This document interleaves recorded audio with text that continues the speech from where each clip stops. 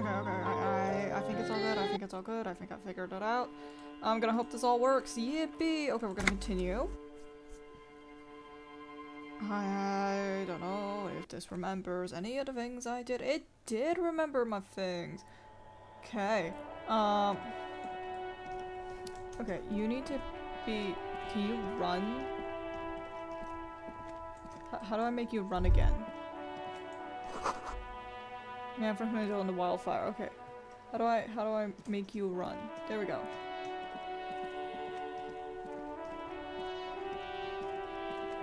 So I've done that. I think I've checked you already. The coin-operated viewer has been banged up and inoperable. Okay.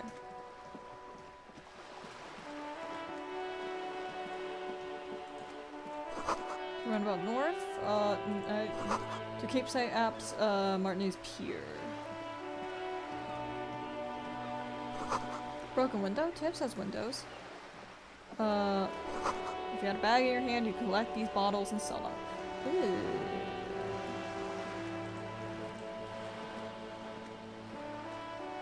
This coin-operated viewer is facing southwest. Its coin slot is full of fossilized bubblegum, rendering the machine permanently inaccessible. Aw, poor little viewer. The metal feels cold and wet under your palm. It looks unhygienic. Look inside. A thick layer of graffito covers the lenses. You spell out the word Onug written on the other side, with N and C scribbled backwards. That's Kuno on the lens. Ah. Shift your focus to the background. Under the graffito, a sea of blues and greys appear. Behind the water lies a coast studded with concrete and reeds. On it, a church on stilts, lanky weather-worn wooden planks, an X-shaped cross topping its tower. You know this to be the star of Pericarnassus, or the Cairo, the central symbol of the Pericarnassian church, a star, a great moral height to be strived towards. I'm just gonna check. Okay, there we go. I think the volume might have been a little loud. Okay, anyways, or maybe no, maybe not. Maybe my mic's still too low. I don't know. Okay, bye. Around the large wooden building, you see chunks of sea ice gathered on the beach, and a small tent set up on the ice. Vandalism. Probably some kids. A simple but clever solution to ruining a coin-operated viewer. It took ingenuity.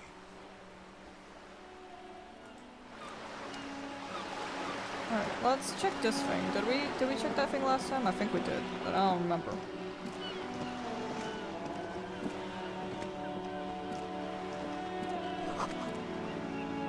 A book about Boiro culture promotes freedom and roaming upstream. Wait, hey, didn't you have a bag? Yes? Nothing. I thought you had a bag. Did you not have a bag? Oh my god, I forgot.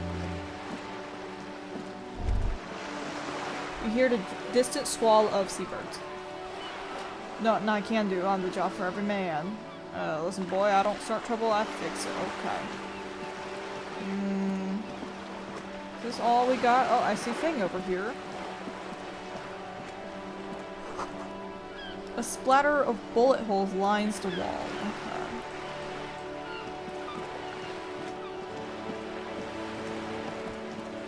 I'm not seeing anything particularly interesting. Maybe I'll go back in here.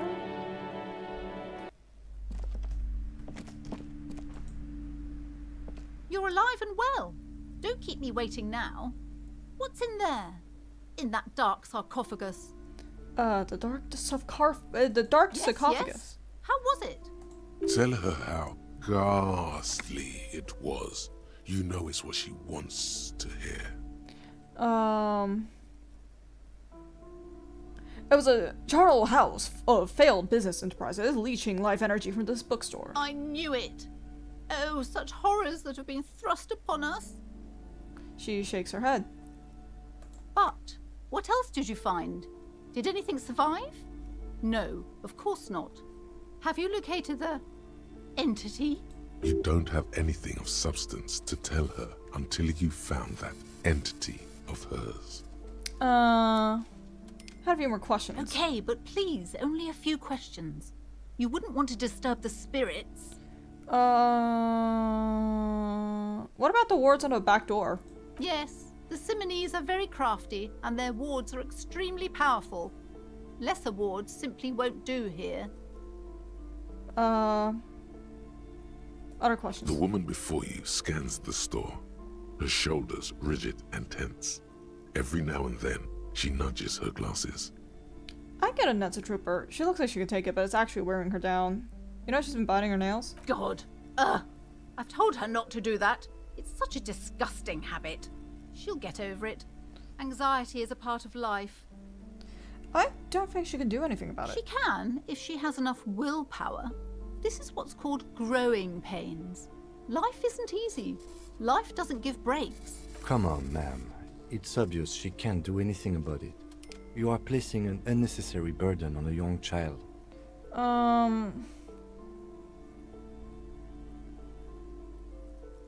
That is true, obviously, to a little market, but maybe make an exception for her daughter. She stands stiff and severe, silently fuming. 10 or so seconds pass without change. She's looking for one, but there simply aren't any good arguments for being an asshole. Oh no. Hold on. I need to invite her inside and apologize. She must be freezing out there. She must be, yeah, you think? There. I don't know what to say to you. My husband, he tries to teach me business lessons. I have what my mother called a dull mind. All this stress. She an only child? Yes, I'm afraid so. A real treat she is. It would be nice if she had... No, we couldn't have afforded more children, really. Not in this economy. Fair. A glimmer of sadness blinks through the well-crafted exterior. Why not? We're quite busy people, you know, my husband and I. Quite busy. Children are a lot of work. You don't look like a father, so I don't expect you to understand. I'm sorry. I'm sure you do understand. Is this husband her father? Yes. My husband is a successful entrepreneur east of the river. If only he were more involved in the business we're running up here. No matter. Soon we'll both be off for Grand Couronne. What's that? It's a proper place to live. One of the most peaceful neighbourhoods east of Jamrock. You may know it for its massive housing projects. Most of the buildings are empty at the moment. It's a great opportunity to get ahead of the crowds. Better times ahead for sure. And your husband's also involved in this He bookstore. made the initial investment. Since then, he's been what you might call a silent partner. Super silent, almost inaudibly so. She told me she doesn't go to school anymore. She's been too busy helping me here. So she studied at home this trimester. This is a temporary solution, of course. I assure you, I of all people understand the importance of education. She will be back in school the moment the store takes off. I mean, I understand that this is kind of a rough situation for everybody involved. And hell freezes over? Never mind. It's not a good topic to get into. Something else in mind. The woman looks aloof, her features much softer. Occasionally she glances at her daughter's silhouette. What if I want to buy a book? Goodness, you were already doing good, browsing the shelves. Why'd you stop? Don't you feel compelled? Go, go! Get back there. The books await you. What kind of books? Everything is on the shelves. Take a look yourself. The shelves compel you, don't they? Okay, I'll take a book. She smiles and nods, seemingly relieved. That's all I got for now. Okay, Lieutenant doesn't have anything for me, I don't think. Is it shift? It's fucking shift. I don't remember how to do. Is there toggle sprint? Do we have toggle sprint on this thing? Dyslexic font. Oh, actually, yes. Please give me that. I actually wouldn't really like that.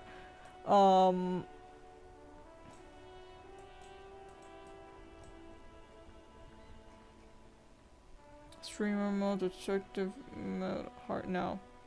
Do you have perma sprint? Is that a thing?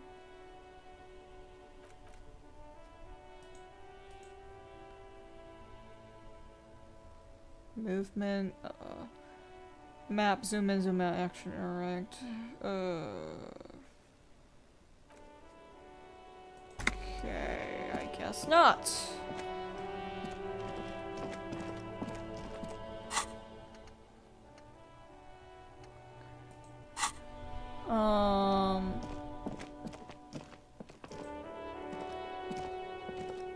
You see a set of tire tracks in the brown slush that covers the plaza mosaic. Reconstruct the movement, okay. I'm not getting anywhere here. Hey, Kuno. Got anything for me? Fuck does Kuno care? Talk to the gardener. She says, she said not to listen to you. Pig, do you have any idea how fucking stupid that sounds? Fair. Kuno's cruising his bitch on the town, and the bitch comes back griefing to the Kuno. What is up with that? Oh. Get the fuck out of here, fat ass! Those pants are too small for you. The pants are totally okay. Don't listen to her. She's trying to give you body image problems. Found your shack. You found Kuno's secret door to Kuno's secret shack. It was closed for 5,000 years. How the fuck did you get in? How was it? You're not even 5,000 years old, my guy. Oh my god, okay.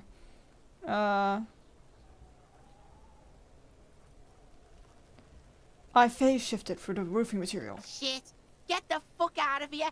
You can't do that. Okay. He can't do that, Kuno. He's trying to fuck at you again. Pigs can't displace. Can't do that teleport shit. How did you like it in there, pig old boy? Kuno's got a lot of cool shit there, right? Can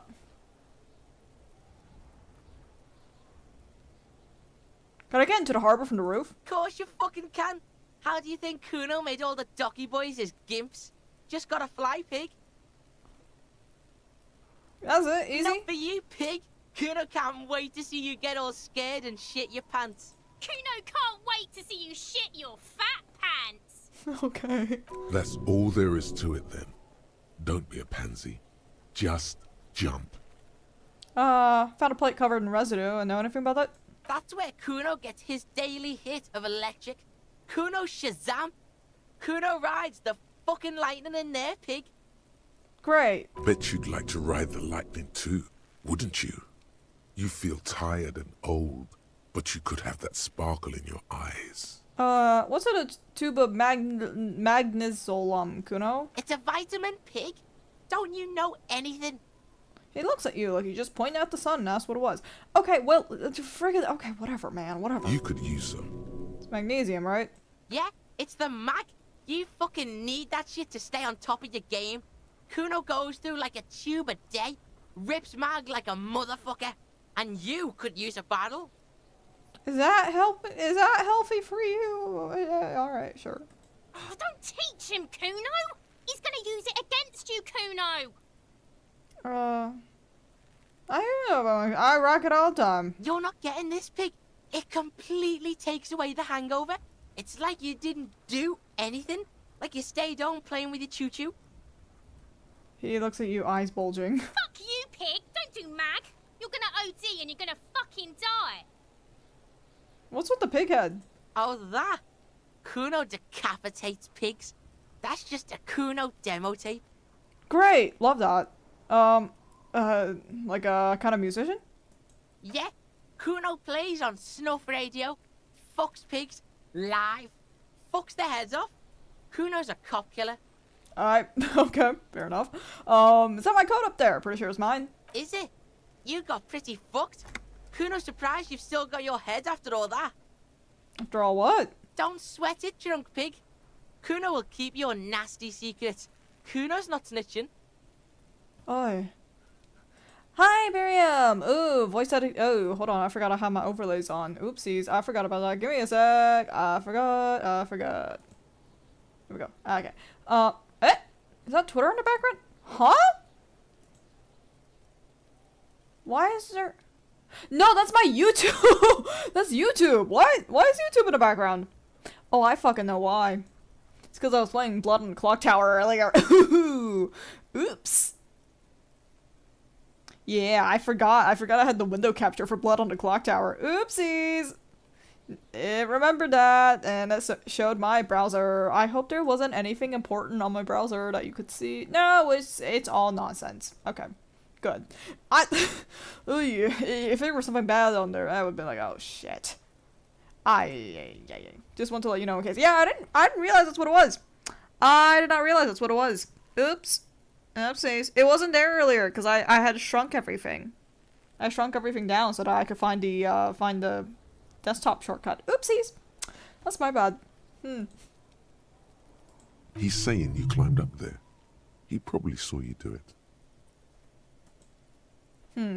Yeah, that conclusively explains how the coat got up there. I've heard Good enough of call, Pigmeister. Don't come and talk to Kuno about his kingdom. Okay. Let's talk about his shack again. The fuck do you want with it? Nothing? Good call, Pigmeister. Don't come and talk to Kuno about his kingdom. Well, I didn't see anything. I thought it was Twitter. Yeah, I just had YouTube open. It was for my background music. So I was like, YouTube. Kuno doesn't fucking care. Thank you, Kuno. Hear that? Magnesium. That's what you're lacking. The lack of magnesium has you slouched. So there's a lack of magnesium in me. Yes, and it's critical. Look at yourself. You're practically devolving into a fish due to the lack of magnesium in your bloodstream. So I need to mag it sideways. Mag it sideways? What are you talking about? You need to mag it up. You've probably had 2 heart attacks and a minor stroke already. And the only prescription is insane amounts of magnesium. You're saying I need to become a magnesium-based life form? Yes. If you want to live, you need to evolve. You need to transcend the carbon barrier. Go to the apothecary and buy insane amounts of magnesium. It will reverse the damage to your circulatory system. That sounds incredibly dangerous. I don't know about you.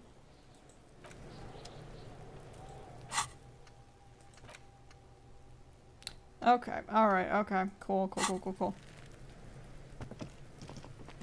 I saw something over here that I can interact with. What is it? There are several footprints in the mud, left by work boots. Anywhere from 6 to 12 pairs have walked here. Okay. There he still is, looking right through you with his white eyes. The body below is entirely dedicated to that corpse smell. Emitting it is all it does now. Alright, let's do it again. The God! smell is repulsive. It pushes in from your mouth, more instant and more familiar than anything you'd expected. More fever than odor. It fills your mind, flushing you from within.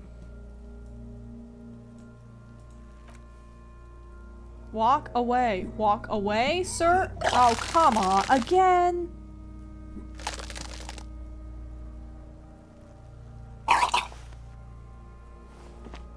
Too late. It's impossible to keep in. Your body curls and pushes it out, burst by burst, until a pool of vomit lies under your feet and your throat stings from the stomach acid. The smell of Commodore Red rises from the pool. Among it, distilled spirit and bits of shish kebab. Sorry. It's okay. Happens to everyone. Keep it. Thank you. The hangover is clearly making this worse for you. You could use some ammonia to clear your head. I think ammonia would help. If you can handle the headache. Some officers use it to deal with cadaverine odor. Not you? I can't handle the headache. What do we get ammonia for? There is Frit nearby, east of the hostel. They usually have a small apothecary. If they don't... There's a greenhouse here, and a gardener with a wheelbarrow on the corner of the whirling in rags. If she works here, she might have something for the smell. Pretty clever.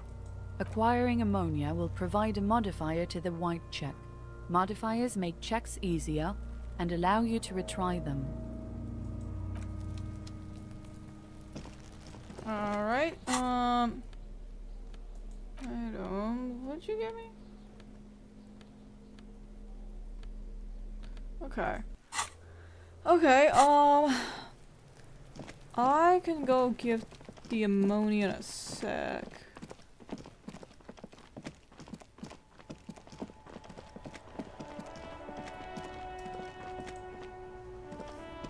Hello again, officer. How are things? Partner told me you may have ammonia. Can I have some? Sure, I'm done with it. Go easy on that stuff. It gave me a terrible headache. Oh, I gotta run. Okay, I talked to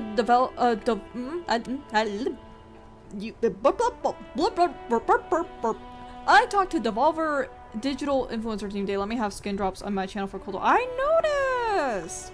I was like, oh my god, there's sub drops and stuff in here. Holy shit. And I love that. Woo! Congratulations! Yeah, I know sometimes brands can be a little bit picky with, whatchamacallit, the collab stuff. Some of them are a lot more like, we don't give a shit, yeah, go ahead, yeah, do it. Yeah, woohoo, congratulations, yeah, babe. Alright, okay, have I... Hold on, I don't remember what happened. Oh. Hold on, I'm gonna save game. Save. I'm gonna save game because I realized we did not talk to the fucking lady. We did not talk to her. Inside, you see a set of steering levers, a radio microphone, a pull-out toolbox, and the soft glow of the fuel preheater gauge.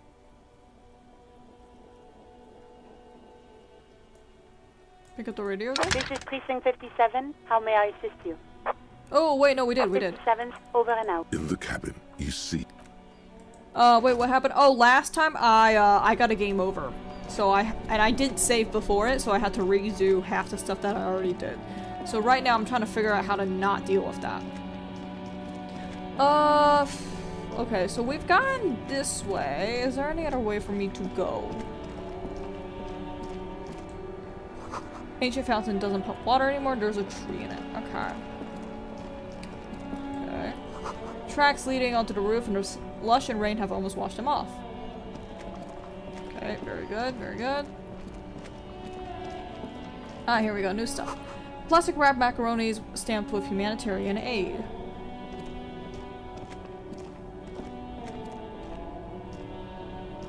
Huh? Huh? There we go. Humanitarian aid, tuna fish, not for resale. There are clothes inside. Cheap second-hand clothes, smelling of strangers' body odors. Don't be shy. These are premium class clothes. Good quality fabrics, best retro design. Save the economy with your style, officer. Save the economy? That sounds off. Save the economy, what do you mean? Haven't you heard, officer? We've got to be economically conscious. Recycle your cash, keep it in circulation. Don't buy new things. Buy eco. This doesn't make any sense. Why does it need saving? Look around, officer. You see all these premium goods just sitting there, not getting bought. We've got to keep the flow of goods moving. Is this really the economy we want to leave to our children?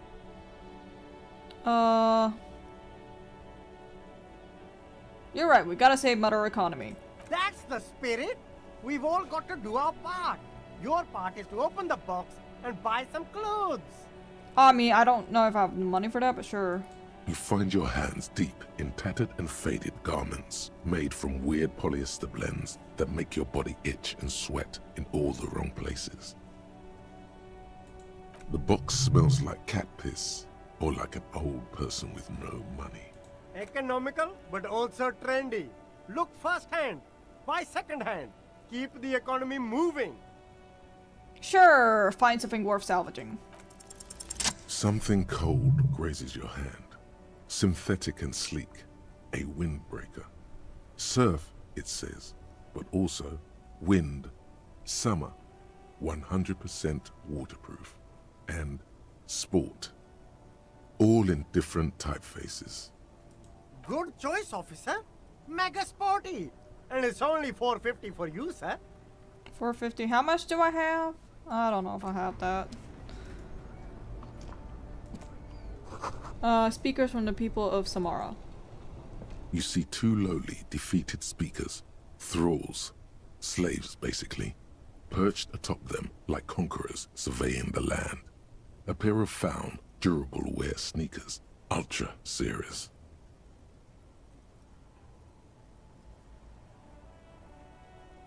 I can see you've a taste for luxury, officer. Can't keep your eyes off those sneakers?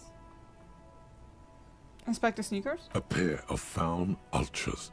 The design is impossibly sleek and simple. A futuristic silhouette with a sleek monochrome colorway, a jet black upper, and a silver-lined midsole.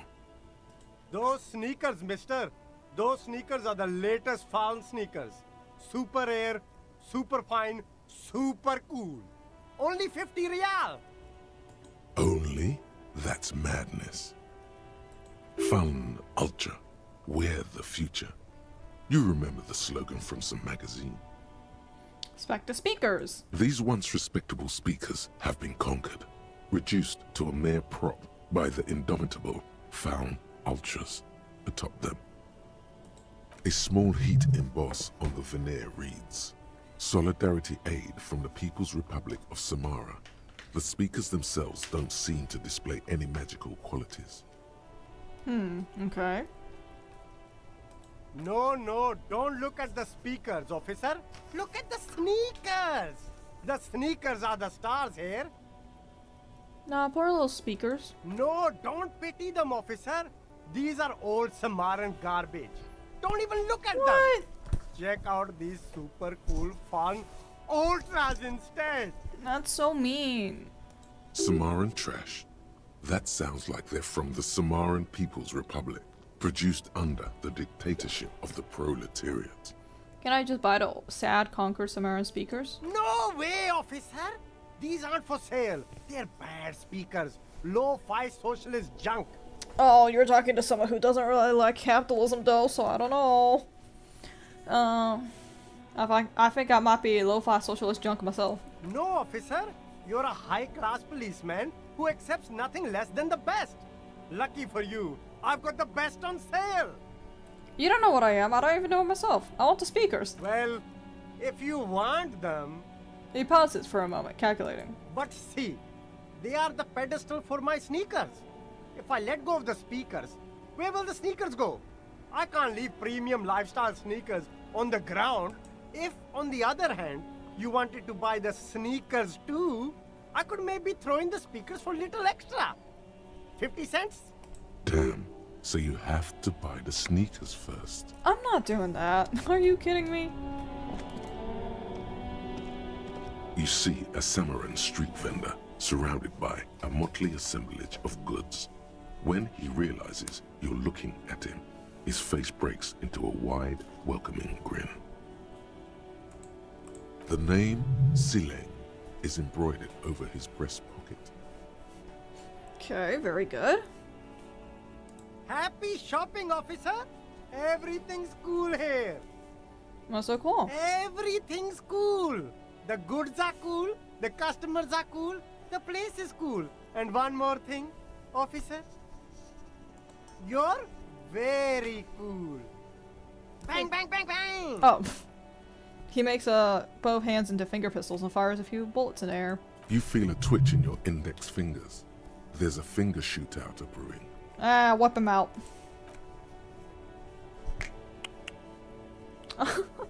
Don't shoot, officer! Have we got an arrest here or just a shakedown? Just a shakedown. Good one, officer! You're a funny guy! Now what can I do for you? Just kidding. I'm really here so you can offer some answers to official police questions. Then fire away, officer. Kind of stuff you selling? Only the coolest goods in Revachol. I've got sneakers, speakers, extremely comfy pants too. Try them on right here. No shame, only freedom. Where'd you get them? I'm an entrepreneur, officer. I've got sources, buyers, suppliers, distributors, manufacturers, wholesalers, all extremely cool and above board. Permit? Good joke, officer. Here we don't have permits, just economic freedom. Take a look around. You glance around the decrepit buildings, the miserable weather, the sidewalks strewn with sunflower seeds and a dust-choked air. It's beautiful. Beautiful freedom. Kim, is it true he doesn't need a permit? It is, yes. Anyone can set up their shop whenever they feel like it. That's right. No permits, no bureaucracy. That's why this city and its law officials are so cool. What are we doing here? If you wanted to be cynical about it, you could say we are here to protect the interests of property holders. I am not, however. My man, officer, you make all this possible. Without you, this climate would be extremely bad for business. You're part of the gossamer state. Gossamer is a fine, filmy substance consisting of cobwebs spun by small spiders, seen especially in autumn. It's safe to say he's referring to the near absence of regulations.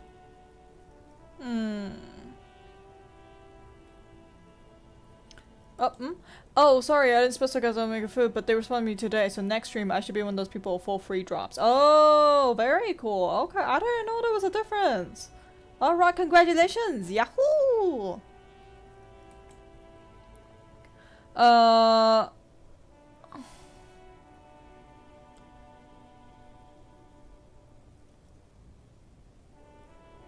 Okay, no permit then, cool. Hyper cool. Is there a discount? No need for discounts at ceilings, officer. Everything's already on sale. Anything you want, 50% off.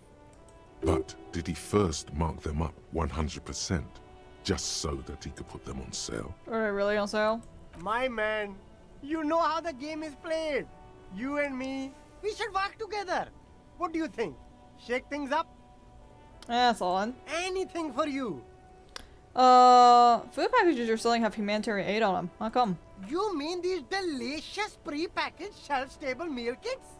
Really easy to cook, no hassle, really cheap too. Buy some, try them out. No hassle. There's a little of a hassle here, it appears. A moral hassle. Does not beat the idea of humanitarian aid. It's supposed to be free, that's what makes it humanitarian. It is. Practically free. Yours for 5 cents a piece. Rock that tuna. Why not some macaroni too? I think one said not for resale. No problem here, officer. I get all this from one of my suppliers. An extremely reputable guy. Wait. Humanex. Humanitarian aid. Does your supplier drive that Humanex Tory over there? What? The street vendor looks over his left shoulder and stares at Tory, yeah, so he's never seen one in his entire life. A convincing performance. Bravo. Look, officer. I'm just a retailer. You'd have to talk to my supplier if you got questions about the supply chain. That's how the game works. Interesting. Where are you from? Me? It's a boring story, officer. Who cares about the past?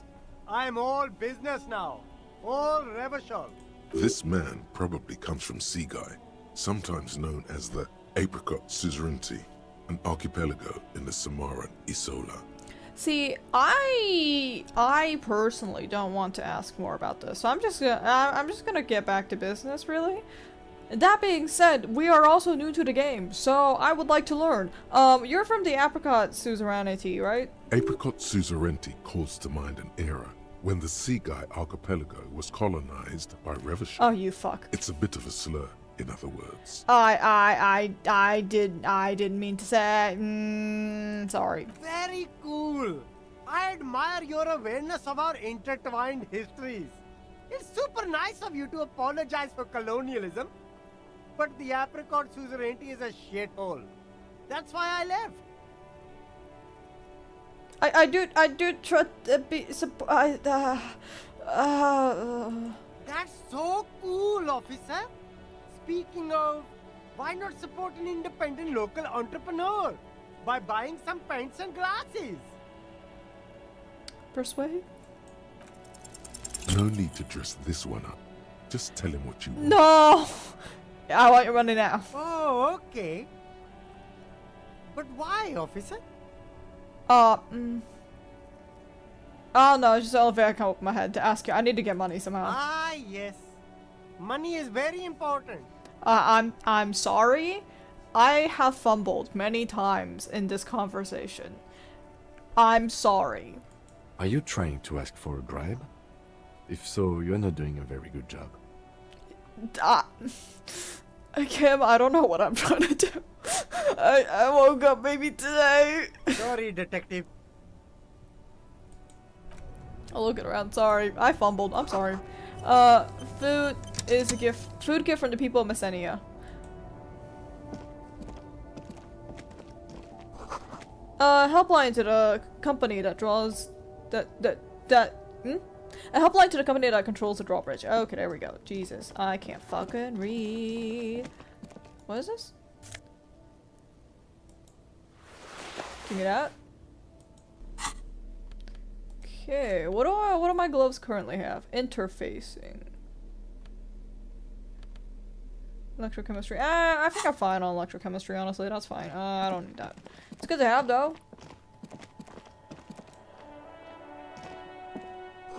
Waterlock out of order until Wednesday. Gotcha. Okay, so come back Wednesday. Roy's Pawn Shop. Fast cash for faster times. Okay. What you got for me, Roy? Give me a sec. Hold on.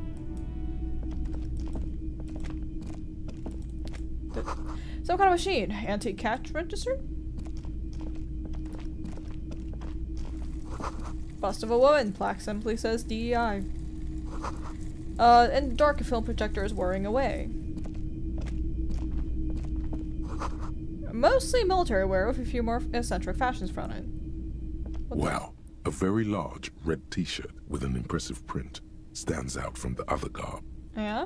Oh yeah, the print depicts a muscled man striding toward you, a giant sword in each hand, encircled by burning embers.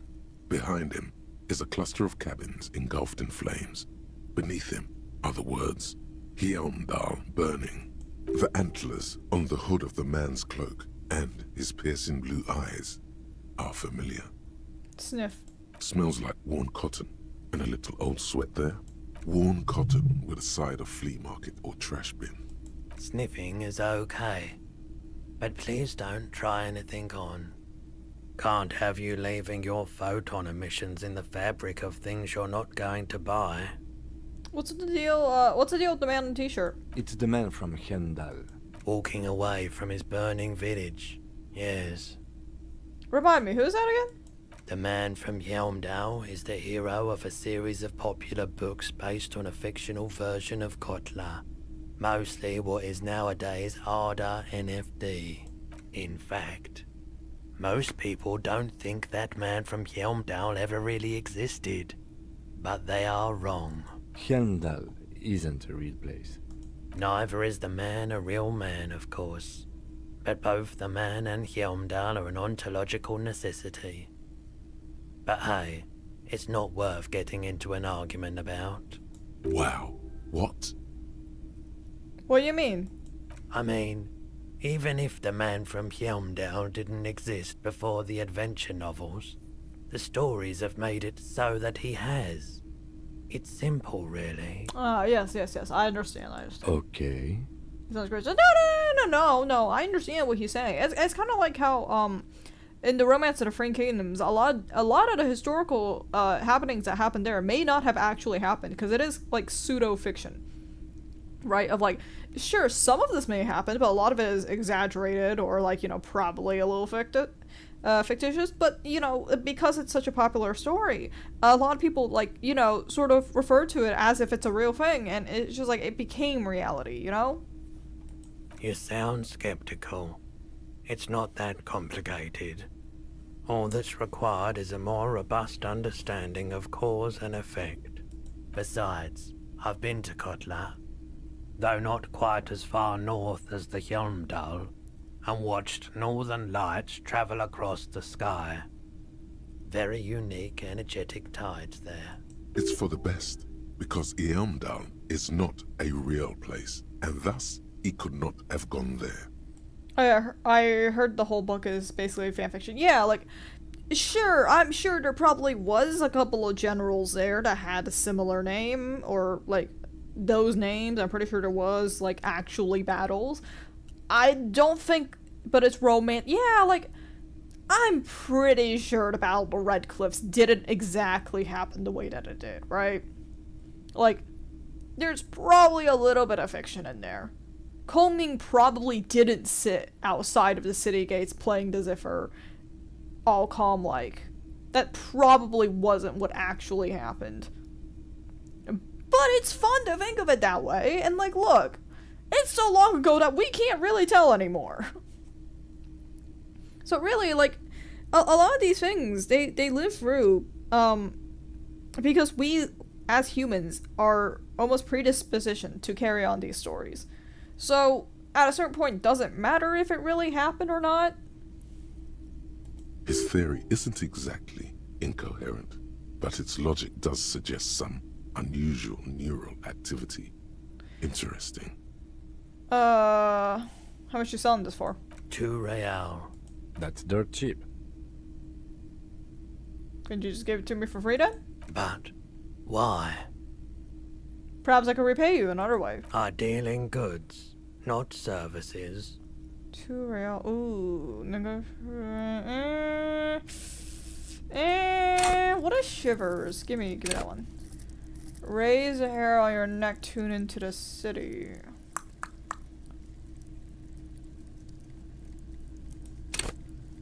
I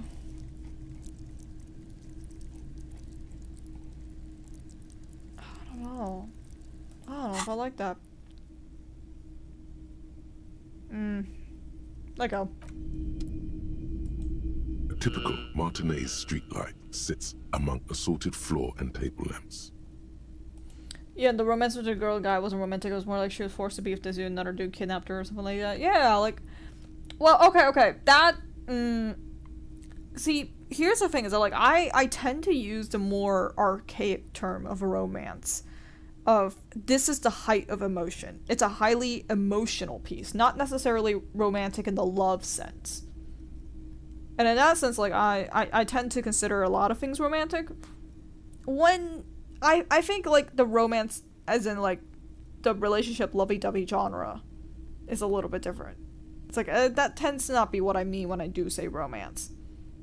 So when I talk about romance and I talk about love, like, it is a lot more of that height of emotion appeal rather than the relationship kind of appeal, if that makes sense. But yeah, you'll find that a lot of past stories about romance and relationships is a little bit yikesy, because they hold different values than some of us.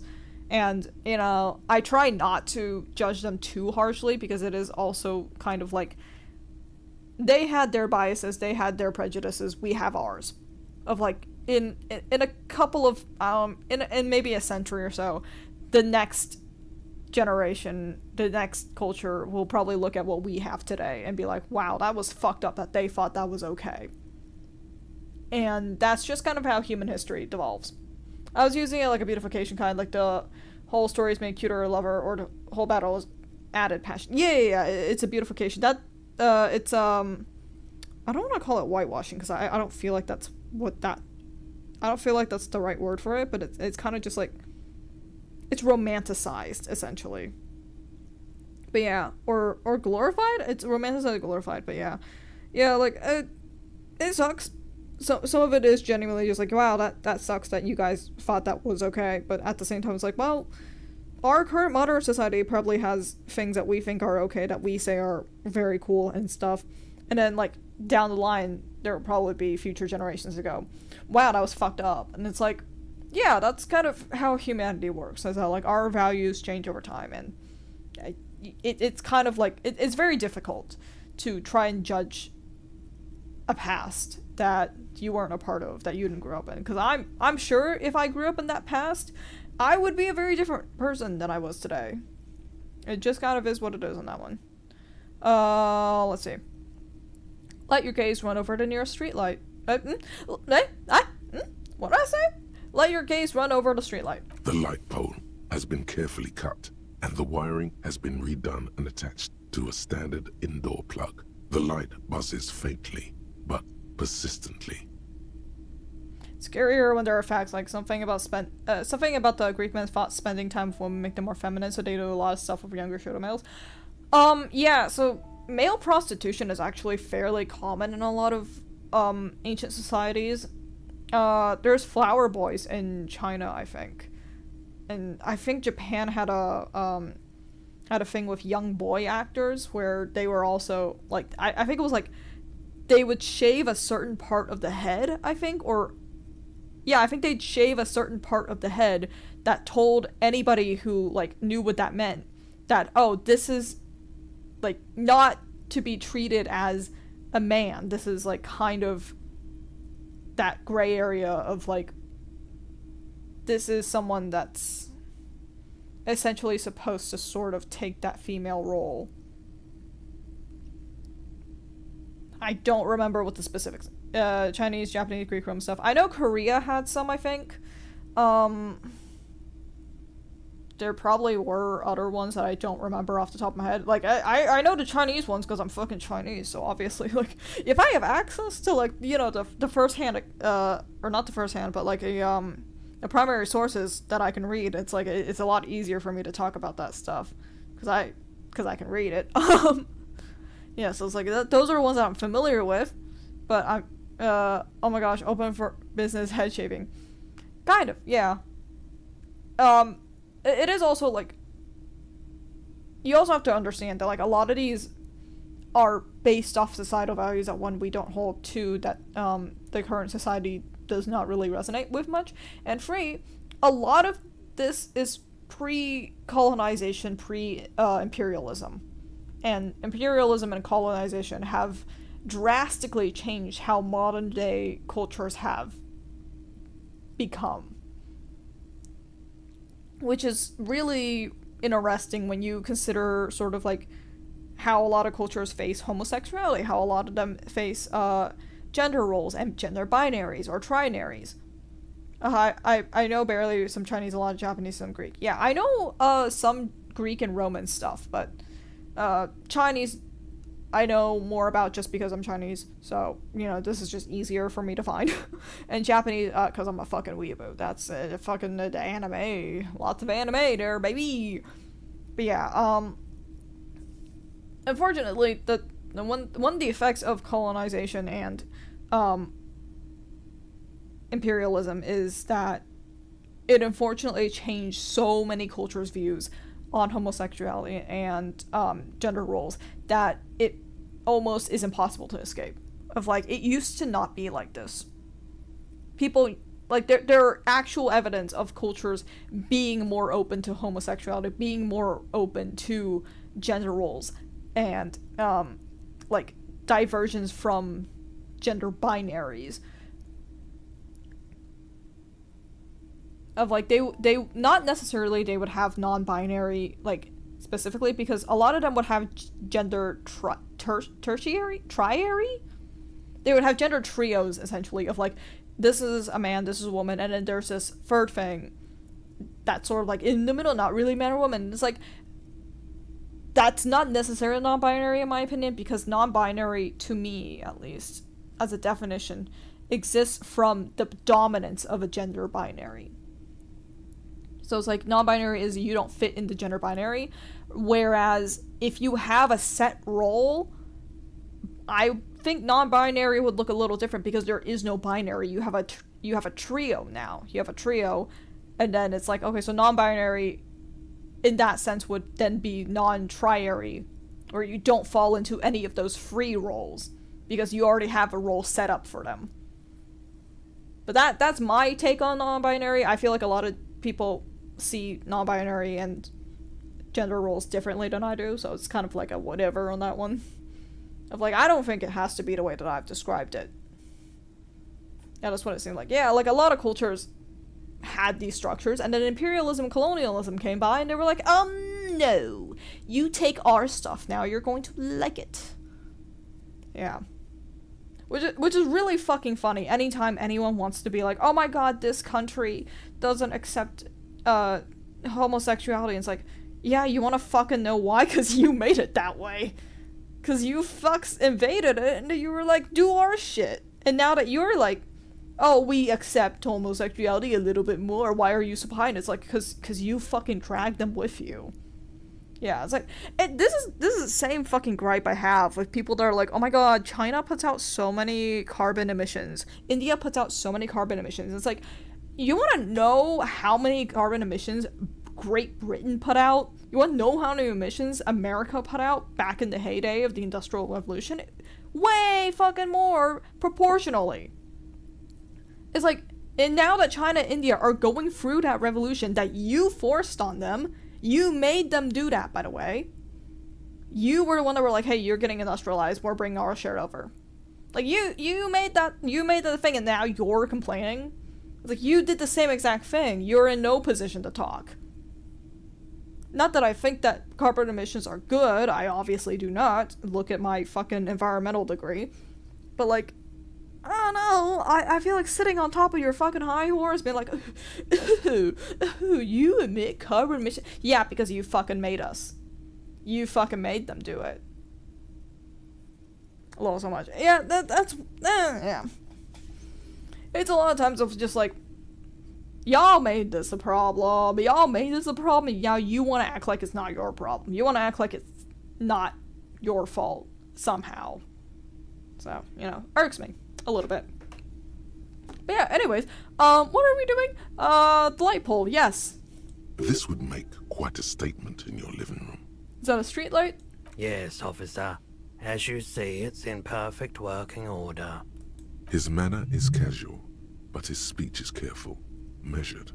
He wants you to know that he has nothing to hide. Where did you get this? It was brought to me to be altered.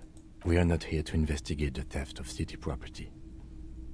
You have to admit it's rather clever what he's done with it. I don't particularly care if it was stolen, to BH. It's kind of true though. It's just, it is what it is. We live in a society. Ugh. 700 real. A bargain, I dare say. Even taking into account of attaining the light, it seems a bit steep. There's also the matter of rewiring. But the most important transformation is the light's placement among ordinary indoor fixtures, which has adjusted its morphological field. The light became suitable for use inside the home just a few days ago. Nothing else I need to know. Okay, thing here? What's this? You see rows of toy soldiers guarding the rest of the trinkets displayed on the table. Some on horseback, others in rags, others yet in bright blue uniforms. All are stern and unyielding in their duty. Knights. Big men on big horses, clad in lamella armor and carrying flintlocks, the kind that would mow down a line of enemy soldiers in the blink of an eye. What these? I used to be very serious about my Franco-Nigerian knights. Blue uniform? They're not all blue. These figurines also wear gold coats and caps, complemented by orange trousers. They are variously posed, wielding swords and rifles with bayonets. What these? Which ones? Ah, those. Yes, they are. I find the paint job a bit gaudy, but children like the bright colours indiscriminately. Fair enough. This set of soldiers isn't meant to look impressive. A few have rifles, but most of them carry pistols. Some even shovels and tall sticks. What these? You're probably talking about the revolutionaries, yes? Yes, they are soldiers, revolutionary soldiers. I think their poverty has been exaggerated for effect. When you place them next to the royalists, it doesn't seem like they could possibly win.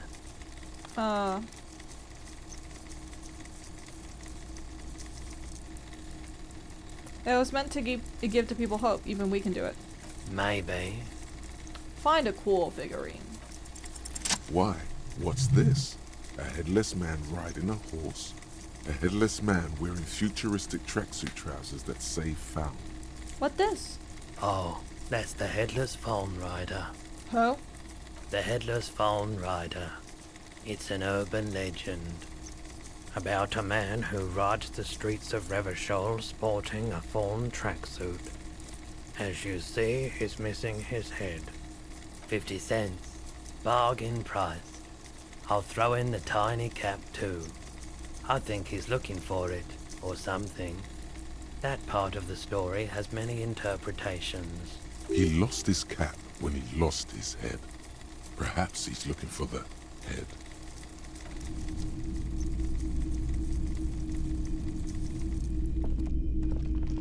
It's not often that I see officers from the RCM in my pawn shop. What can I do for you? His courtesy is not insincere, but he prefers being alone with his projector, just watching the movement of light across the walls of the shop. Sorry, I feel like I'm interrupting you. Oh no, not at all. I guess I haven't had many customers lately. RCM or otherwise. Who are your customers usually? All kinds of people come through here. Locals, travelers, people looking for a deal, people looking for a keepsake. People who are terminally bored. As you can see, I have a wide selection of goods for everyone to choose from. Quite the collection indeed. It keeps me entertained. His attention is drawn once more to the play of light and shadow on the walls behind you. He's well composed, but underneath it you sense psychedelic processes bubbling. Some kind of drug, maybe. Is he high and what is he on? Feeling warm and enthralled by the movement of light, while the mind continues to race forward. Lucky bastard. He's probably on Parolidon. It's tough to come by on the street. A drug developed by the military to treat and prevent radiation sickness. It has psychedelic side effects, and it makes your eyes turn yellow. Is it just me or is it really warm in here? I try to keep the shop at a comfortable temperature. I didn't mean to offend you. Sorry. I'm not offended, officer. You might be able to aid our investigation. I doubt it, but I can try and answer any questions you may have. Know anything about the hanging? I do my best to keep my distance from all manner of butchery. Bad for business. Bad for everyone. I mean, I imagine that to be the same for most people, TBH. He doesn't know anything. All I got. The pawnbroker's gaze is already fixed on the dancing colors. Guns? Someone else came here earlier today asking the same question. I promptly sold her the gun you pawned a couple days back. Oh. Ha! Despair creeps into you, getting fat on your weakness. You're still coming up with sentences. That's a step up from... I don't dispute that you have been charged with protecting the people of a... Nothing you can... Cop gives up to the... Excuse me! Excuse me! Pardon? Pardon! Okay, alright, you fuck, alright. Give me the fucking gloves.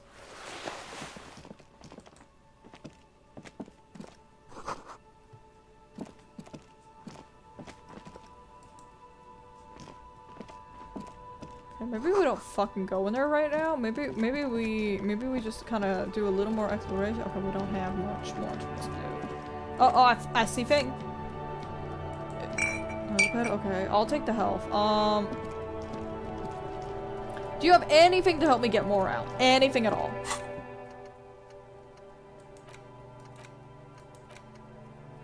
Warfare.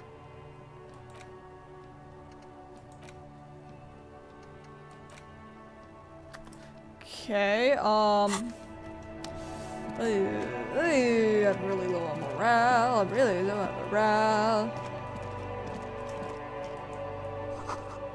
Butterfly down. A crumpled billboard reading, Samaran butter soaks in the canal. Two ugly lines mar the bright countenance of the blonde boy depicted. The sign billboard has fallen on the waterlock, keeping it open, and thus out of order. Reconstruct. Judging by the size of the impact and the parallel lines of burnt rubber, the cause was probably a motor vehicle. Crater? Side slip marks indicated that the vehicle was traveling up the crater at 35 kilometers an hour. Roof. The black marks on the roof indicate that the vehicle vaulted from the crater to the roof of the shack. Panel? The panel served as a takeoff ramp. Post. The vehicle soared through the air, hitting the billboard and upsetting the posts. Then it continued its flight, taking the billboard with it. The sign broke the vehicle's fall into the canal. The Samaran butter billboard still looks freshly painted, suggesting it took the plunge recently. How recent? Within the past 72 hours.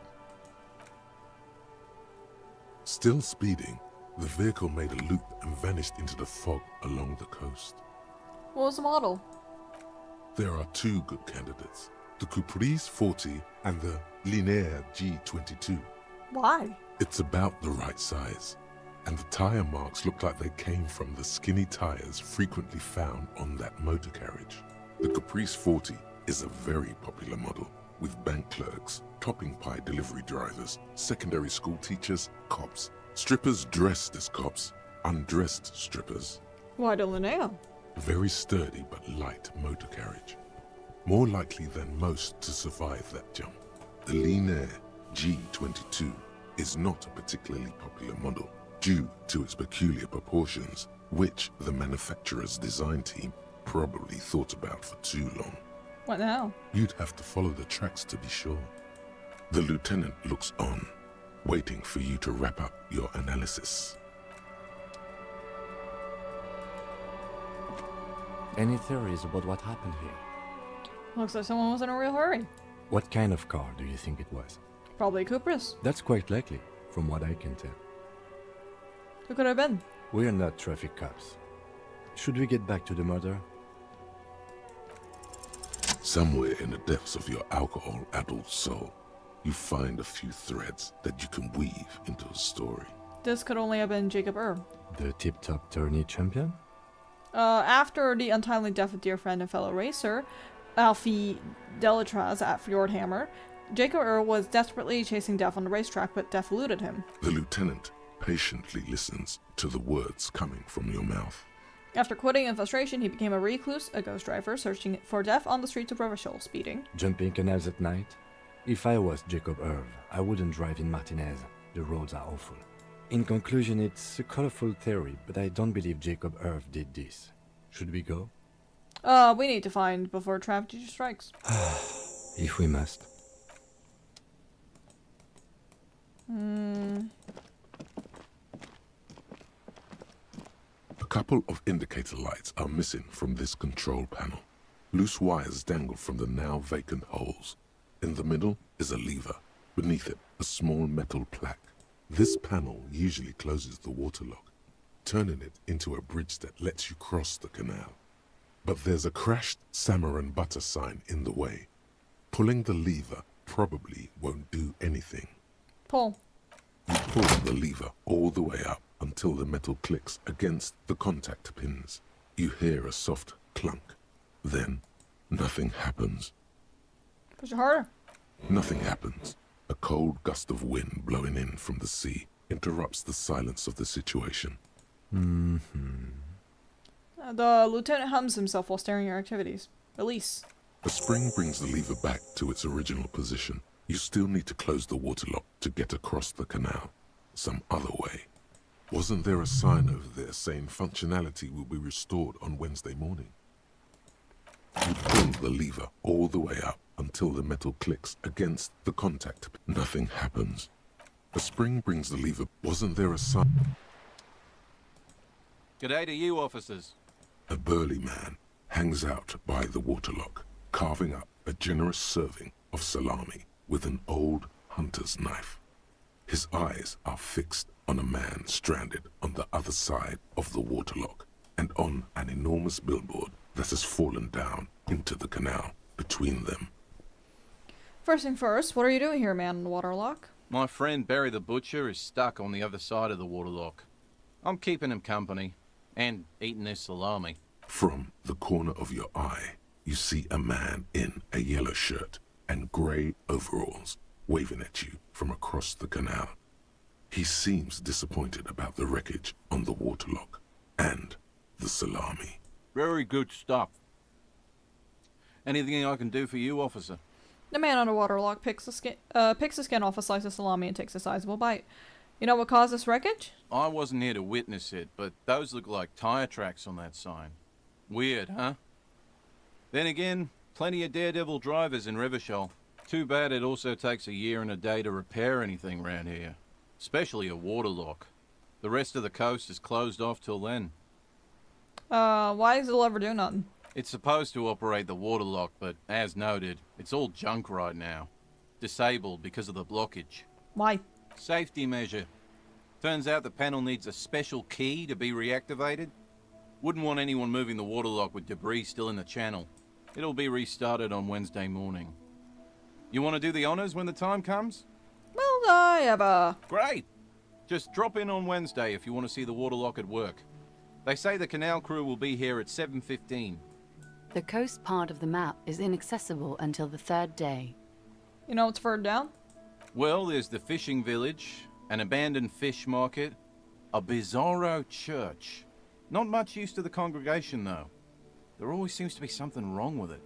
Yeah, not really much else. Just bombed out ruins. Can I have some? Sure thing. It is salty. It is savory. It is chewy. The hangover only makes the salami more tasty. Want some too, officer? Why not? The lieutenant ponders the offer for a moment and decides to go for it. He takes a slice and chews on it. Aw. See, Kim, sometimes it'd be cool. Oh, autosave! Oh, that's not fucking concerning at all.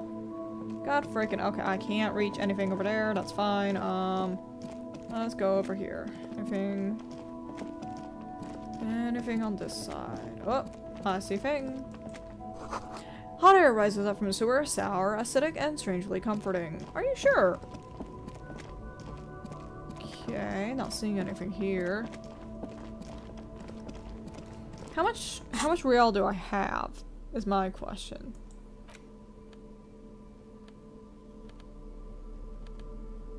How much? That doesn't tell me how much monies I have. How much monies do I have?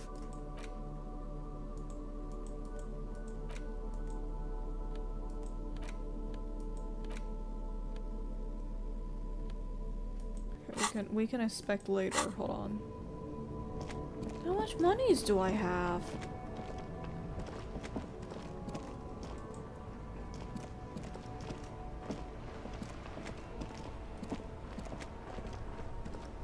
Inside, you see a set of steering levers, a radio microphone. Oh, wait. Oh, hold on. This is your car. Right, I forgot. I'm sorry.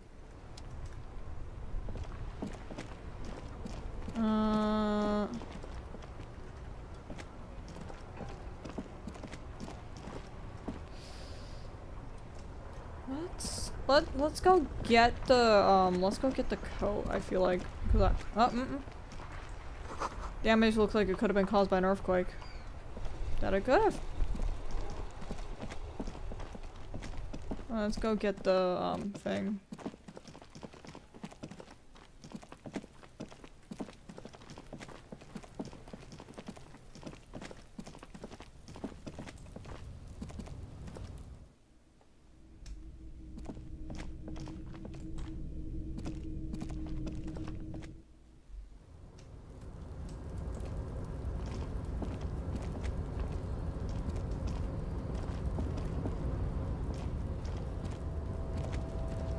Okay, I'll just walk there. Just walk there, because I don't remember the way you get up there.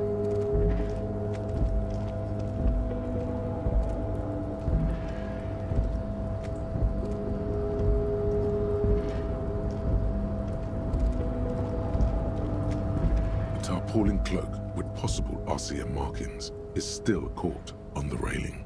What are we doing up here? What are we doing? We're awfully close to breaking into the industrial harbor. They are bound to have information for us. I thought that was our intention. Or it could be that we are just exploring. Screw it, let's go.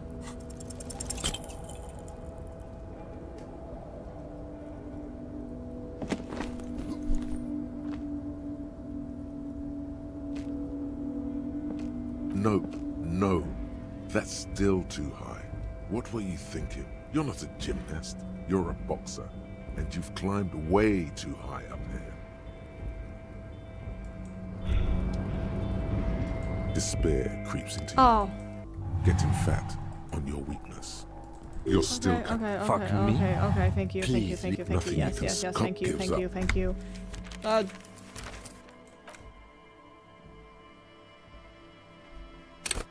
We're sending it again, baby!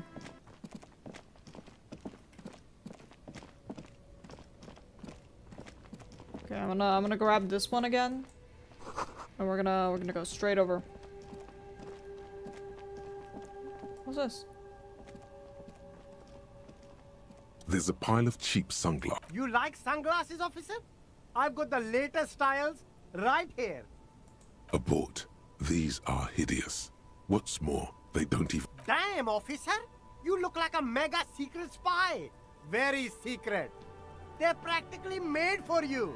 It's going to be very difficult for anyone to take you seriously with these things on your face. No, you are definitely not buying those. You're right, I'm too sensible. Are you sure? But they look so good on you. You should... These are all boring. Boring third-rate ho-hum sunglasses. Those UV stickers are almost certainly just there for the show. These are all first-rate sunglasses. Premium design, super material, very cool. UV resist. No luck. All you find is this lime-colored cellophane vibe. Oh, that visor is perfect for you, officer. It'll definitely keep the sun out of your eyes while you're shooting criminals. Hey, at least it might actually offer some protection against the sun. I hope not. You don't like it? Sure, Square Joe. Okay, thank you. We're just gonna keep trying. We're gonna keep trying that damn jump. That's what I'm gonna do. We're just gonna keep giving it a shot. I'm safe scumming. That's what I'm doing.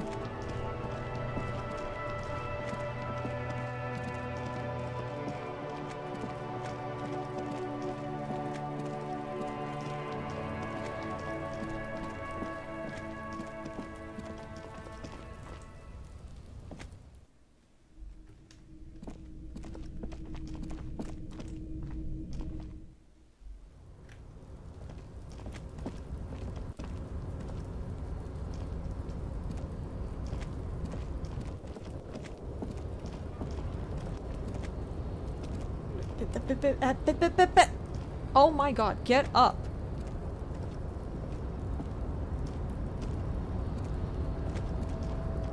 Okay, we're just gonna do a quick save. Save game, save. A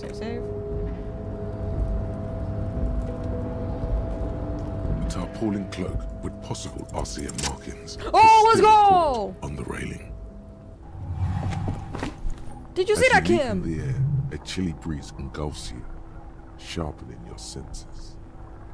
Let your senses take the world around you. Ankles tingling from the tension, blood roaring in your ears. You are ready for your rendezvous with the concrete pavement below. Continue to voyage for the salty air. As the concrete floor welcomes you, you realize it's been a while since you felt so alive. Alert, capable. Must be the adrenaline. I knew you could do it. My climbing down might not have been as disco as your jump, but at least we can explore the harbor now. With your feet firmly planted on the concrete, the noise of the harbor rushes back in. Okay, first things first, we are going to fucking save. I am not re-rolling that.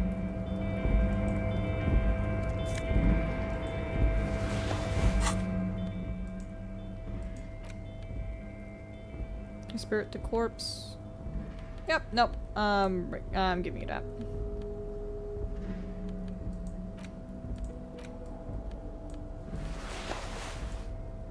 Huh?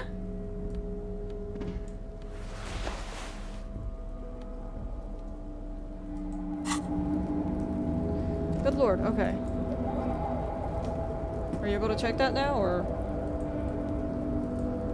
No. Okay, the answer is no.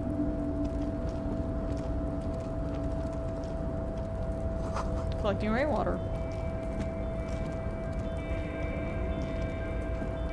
Lieutenant, I love you very much, but you're kind of cramping my style right now. I need you to, like, you know, make my life a little easier by not doing that.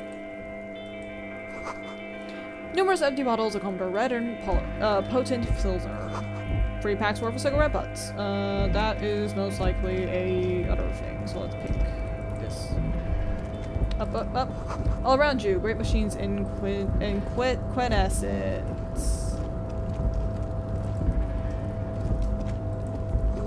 White pine trees are white pine trees are printed onto the screen cover. Looks like a forest under snow.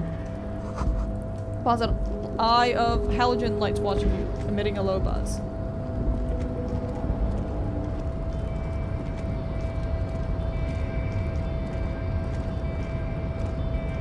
Oh, what this? A rusting control panel with several knobs. 2 buttons marked Marsh and Arrête are faded with use. It seems to control the large crane above. A container is attached to its hook block. Marsh. On. Arrête. Off. Let's not fuck with that too much right now.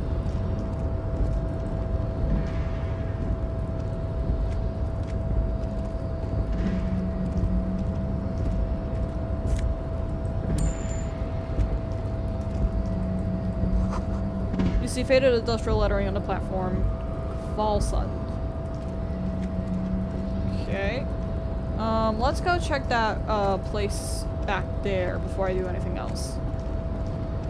And if I fuck it up, I will save right before I do that. Up, up, up, up. Fall sun means my whale fjord in Arden. Oh, whale fjord. Like me some fjord. Like a fjord. Okay. Save game, save game, save.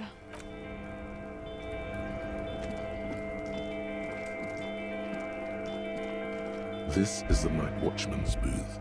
The name on the door reads, René Arnaud. Listen, it's okay to take a few minutes to yourself. Sit down and have a breather.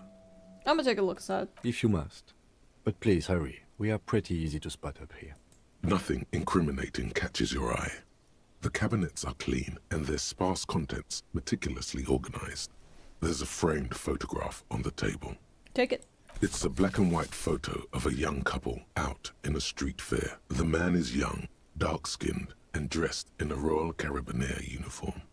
The girl is smiling playfully at the camera. Why did you take that? Something about this man piques my interest. Fine. But let's move. I don't want to be seen snooping around here. Harass? The chair is not as austere as the rest of the booth. A thin grey pillow is attached to the seat, secured to the stiles by black ribbons. Breathe deep. Stale air floods through your nostrils. Not a single mote of dust floats inside your lungs, though. The inside of the booth is immaculate. Search for something? The drawers are empty, save for old timesheets and receipts. One small box, however, does hold some cheap painkillers. They are slightly out of date. Kim, you mind if I help myself? I'm not here to tell you what to do, detective.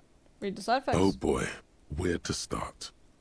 Elevated risk of dementia, mini strokes, Prophet's disease, sudden death, hair death, erectile malfunction, critical flatulence, watery blood, black mucus, uncontrollable weeping, increased sensitivity to La Opera, inoperable joint disorder, total spinal collapse.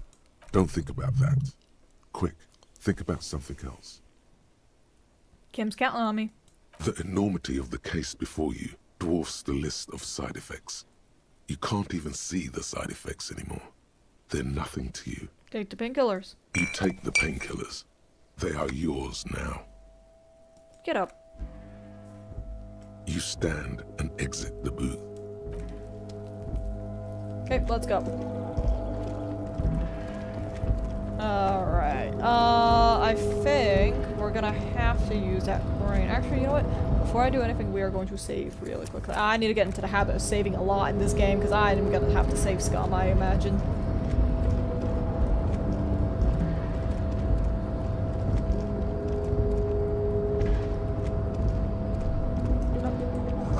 Shipyard ahead is oddly quiet. The great machines are sleeping.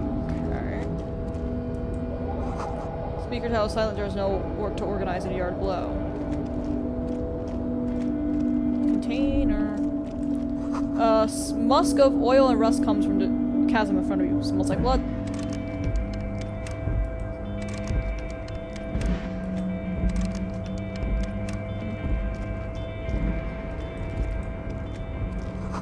Industrial site Firmo smells like burnt coffee.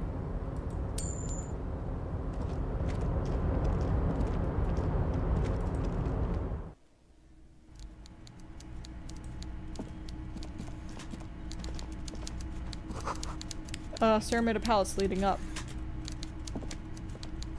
The coffee in the giant thermos is still lukewarm.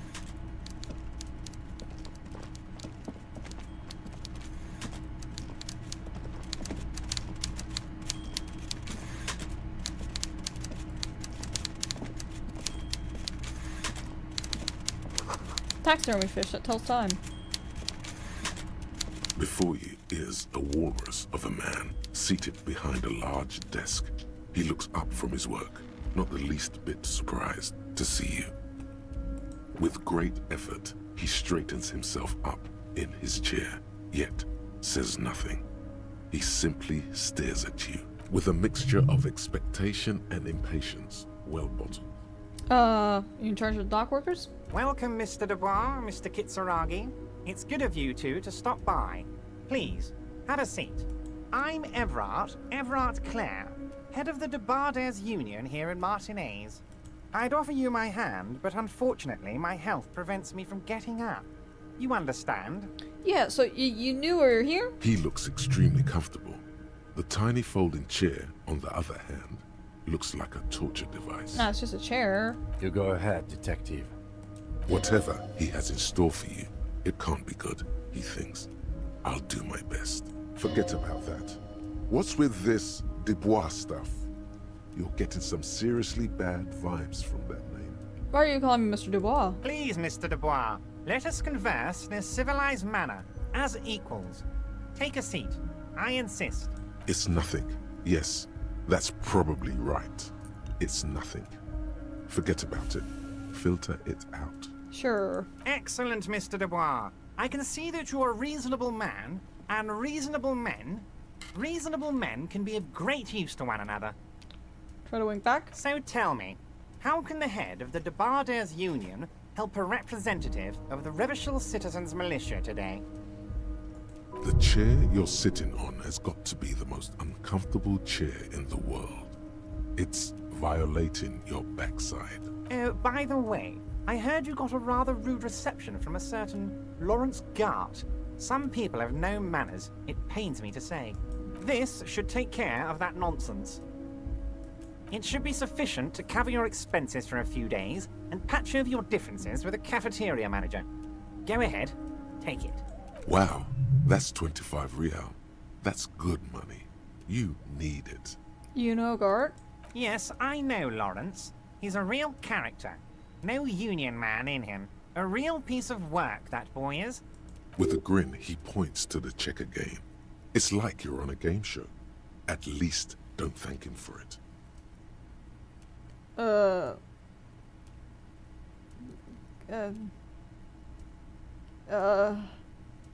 What's the right choice here? It's okay, man. It's okay. You don't have to be that kind to us. Okay, okay. I respect a man with principles. No handouts, then. Now, I'd like to set your mind at ease about one other matter. Your lost gun. Let me assure you, Union people are on it as we speak. I've got my best hounds looking for that lost gun. His slug-like lips move, but all you hear is an echo. Lost gun, lost. The world is swallowed by a black hole of fear. Only 2 words escape its gravitational pull. Lost and gun. When he said, "Don't worry," he actually meant, be very worried. I'm not worried, I got this. Are you all right, Harry? You say you got this, but you seem a little anxious to me. Don't be. Everything's going to be all right. It's not like you left it loaded. You didn't lose a loaded gun. Local children aren't out there playing with it right now, pointing it into their own mouths. It's in a safe place. I just know it. I have a feeling everything's going to be all right. It was loaded. There were 2 bullets in it. You always keep at least 2 barrels loaded. Who does this guy think you are? Ronnie the Rookie? You ain't worried about no lost gun, or unpaid bill, or forgotten name. You're the bad cop. You're probably more corrupt. I am the best. I'm the fucking best. I cannot save the game! What? That's it? That's my point of pride here? Fuck yes. You're part of the old guard, the ancient guard, the most corrupt, unholy cops in the land. Chill out like the black dragon you are. Shuby, I fucking see that. I fucking saw that speak Mandarin. Are you kidding me? Are you kidding me? Oh my god, you're evil. You're actually evil. You're actually evil. Okay. I put the timer up here so that you can actually fucking see it. Okay, how do I fucking do this? How do I... There we go, okay. 这样子就开始用中文的，我的妈呀，这个我到底要怎么样用中文啊？好吧，随你便。Okay. The fat man does the same, sinking deeper into his chair than one would think is physically possible. He seems to be enjoying your little display. 晚上好。怎么？哎？什么发生？因为修比他就用那个毕业花来把那个讲中文的，所以我没办法一定要讲中文。但说实话，现在我真的没有什么东西能讲，因为全部都是游戏来帮我讲嘛，所以就让配音他们来给我说吧。Good. Now lean in with some corruption.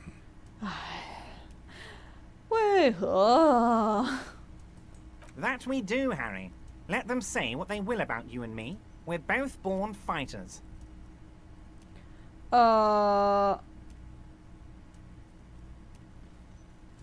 这个椅子也可以 Why? 吧？ Thank you. It's always nice when a fellow professional appreciates your work. 其实说实话，对我来说，那种叠的那些椅子还可以的，好像没有什么就也能开。喂，嘿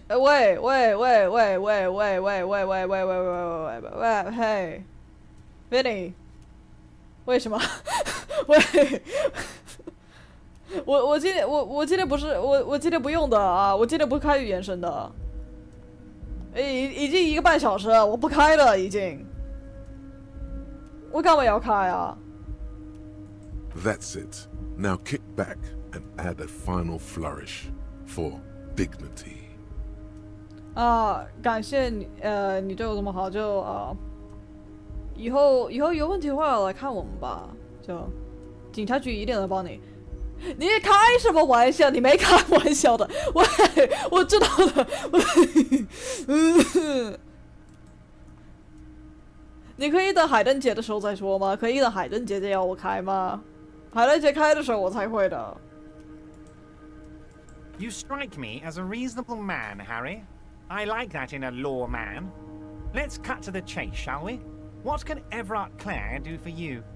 I think we'd like to ask you a few questions. Don't you think so, Detective? 可以的，可以的。 Somehow you managed to get yourself out of this one. Now quick, keep the momentum up. Ask questions. Whatever you do, don't ask him about the gun first.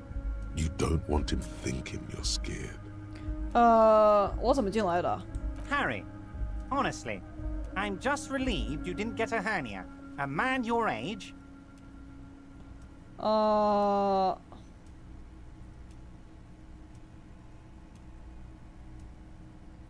我也很惊讶，我讲的说实话，其实我已经试过好多次，但只有这次不可以的。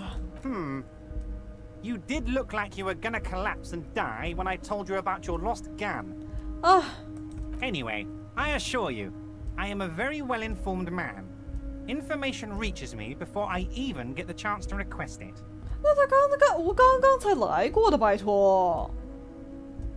Of course. Let us dispatch with the formalities. You call me Everard, I call you Harry. 那就我名字啊。My God, so it's true. I didn't want to believe it, but you are a fantastic science fiction amnesiac cop, aren't you? What are the odds of that? I think the odds of that are very low. 不用这样子看我行吗？ It might be a good idea to hide your confusion. I mean, see what his game is first. 其实我的记忆没事的，只是有点考你吧。 So good to hear that, Harry. Apparently my sources were wrong. However, if you did have a spot of memory trouble, I could help you out. With my big fat folder. Words flow like a river of honey from his lips. I guess word has already reached him. No matter. No harm done. 真的吗？ It's just a brown folder. You can't make out what's written on it. Are you trying to tell me you've gotten hold of some of our documents? Mr. Kitsuragi, would you mind? Me and Harry are talking about his lost identity right now. 喂，我的他的，你不要骂他行吗？要骂他是骂我，好不好？ Don't just jump to the folder. That's not smart. Shows you're on the edge. Do some probing first. 我是什么样的警察？ Well, Harry, if I were to sum you up in one word, it would be apologetic. Huh? Yes. You seem to be. A lot of the time. But right now, there's no reason to be. Let loose a little. Be you. He's probably just making a guess based on your recent activity in Martinez. Okay, alright, I'm turning the timer off. You motherfuckers! You want me to spend some more of my damn primo gems, you son of bitches. Okay, alright. I see how it is. I will not be opening Genshin today. But maybe another day, because oh my god, I'm so busy this fucking week, Jesus. Bot be like, nah, hi Mari, welcome. Don't know what happened there, but yeah. Anyway, jeez. Speaking Mandarin, redeem every friggin' time. Okay, Shubi, rich. You guys are fucking rich, is what I'm finding out. Do I have a wife and kids? Family? Harry, you're not a family man. There's not one peep of family in here. Unless you think you're a family man. Do you strike yourself as a family man, Harry? I don't. That's why I like you, Harry. A good man knows both his strengths and his weaknesses, and you, my friend, you are one of the all-time greats. Have another look at that folder. Everard's large hands are covering the folder, but the look on his face says, I know everything about you, Harry. Nothing to hide. Oh, Harry. Oh, wow. This is really something. I'm sure it's not that bad. At worst, he has an old RCM folder, and I very much doubt even that. So how about it, Harry? You need assistance, I presume? Let's get this straight. What's my name? It's Harry. Harry Dubois. I don't like it. Don't be silly, Harry. Harry Dubois, that's a real man's name. A union man's. Oh, we can change it. Sorry, Kim. Sorry, Kim. Sorry, Kim. Mr. Kitsuragi doesn't seem even slightly empathetic to your memory loss, Harry. I, however, wish to help you any way I can. Where'd you get that folder? Ah, this? My friends in your organization gave it to me, Harry. This translates into, haha, you guys are so corrupt. You don't fucking say. I find that very suspicious. May I have a look? I'm afraid this is meant for Union eyes only, Mr. Kitsuragi. I'm sure you understand. Please continue, Harry. Talk about other matters. Of course, Harry, of course. let's not linger on personal details and amnesia. You wanted something from me. I want to talk about the hanging. Oh, of course. That's your main thing here. That's why you're in Martinez. I know everything that goes on around here, and I would love to discuss it with you. Great. I mean, it's no secret that the lynching is connected to the strike. So much to talk about. Honestly, it's been weighing on me so heavily. I understand you need to interview me. Yes. But there's a thing that's been keeping me up at night. I want to talk about the hanging. I mean, if we could just calmly talk, exchange information, we could blow this thing wide open. So why aren't you? Yes, that sounds good. Let's do that. But I can't think straight with this thing weighing on me. You're police officers, aren't you? I have a crazy idea. You guys are basically door-opening machines. Incredibly talented at opening doors. Kim, is that true? Are we door-opening machines? I'm not sure I understand. If you're asking us to break down someone's door, it's not going to happen. Come now. I just need you to go open a little door for me and leave it unlocked. A simple thing. Absolutely nothing shady about it. Is it that dumb blue door in the cafeteria? An excellent opportunity presents itself, sire. You could win the trust of the arch-liar, pretend to play into his hand. Then, should you wish, bend his efforts towards your own. I bet you don't even know anything. Harry, my dear friend, I am what people call a local bigwig. I know everything that goes on in Martinez. Why don't you just open it? Harry, I'm a very busy man, and more importantly, I don't have that extraordinary physique you do. You look like you could run around all day. You just said we looked like we were about to keel over and die. You want to send someone a message that the police are working for you. I repeat, I'm a very, very busy man, Mr. Kitsuragi, and therefore I must occasionally enlist outside help. So what will it be, Harry? Whose door? Oh, no one's. It's just a weasel. A weasel lives there. Nothing for you to worry about. What does that mean? A loud blabbering weasel. When weasels feel no one is watching, they start acting foolishly. Just go there, unlock the door, and leave it open. It's been such a burden on me, Harry. I just want this to be over so I can discuss business with you. I'll look into it. Fantastic, my friend. Just let me know when it's done and we can take our friendship to the next level. You can get the key from Manana. He's down by the gates. Manana's like a free agent in the Union. Special operations. Hardened socialist. A real free thinker, too.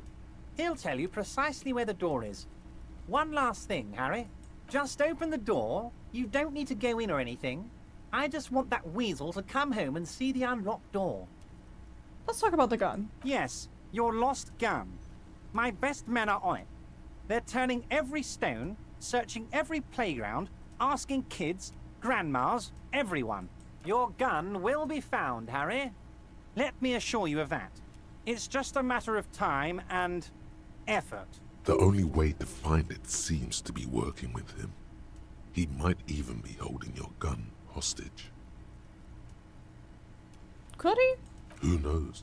Only one thing is certain. If you work with him, you're going to get it back. And working with him might be the only way to do it. I will not be blackmailed this gun business. Harry! I was only trying to be tactful.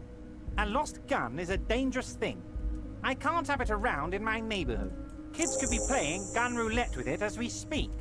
Teenage gangs could be arming themselves. Get a hold of yourself, Harry. I assure you, we are working on locating the missing sidearm as well. Excellent, Mr. Kitsuragi. That's excellent news. Looks like we have a friendly gun-finding competition on our hands. Want to go over a couple things about me? Let's hear it, Harry. Never mind. Of course, Harry, of course. Alright, bye. You need this to get in and out through the gate. Great, we don't want to get stuck in there. Here, you're one of us now. A real red and white Union man. Take care, Harry. Alright. Oh, thank you for auto-saving for me. I was actually gonna do that.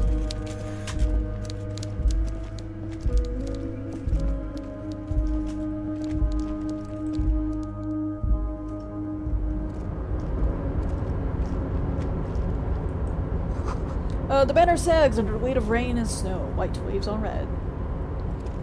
Okay.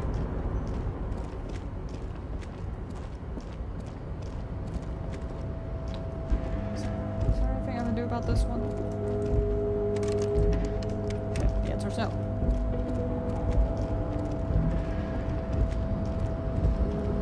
Okay, let's go see what this lift is all about. If I can find the damn controls. Where were the controls? Where's the control for this thing again? I knew where it was once upon a time.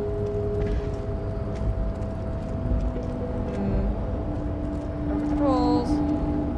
I don't remember where they are, but there were controls. Ah. A rusting marsh. Marsh? With a loud grind, the crane shifts overhead, moving a massive metal container through the air.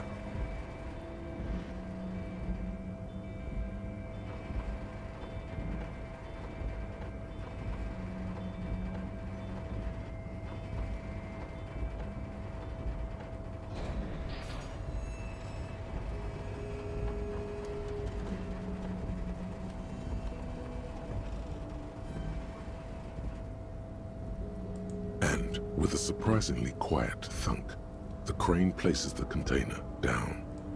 The harbor sleeps as the strike rages in the distance.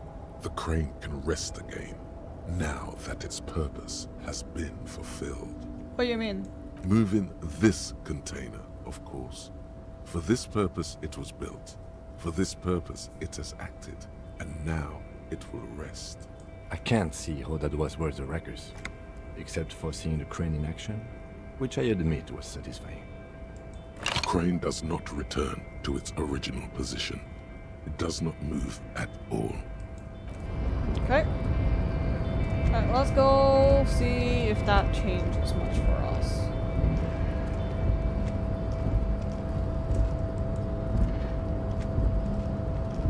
Before you stands a cargo container, just one of many in the yard. Lieutenant, I think there's something special about this one. You do? Because I don't. Why not? There are a million containers here. Why are you fixating on this one? Don't say I'm from the crane. You just picked one out because you wanted to interact with a cargo container. We are not here to interact with containers. We are here to talk to the Union, right? Knock on the door. No reply. The knock produces a hollow ring of metal. Doesn't sound like there's anything inside the container. Open the door. You attempt to turn the handle, to no avail.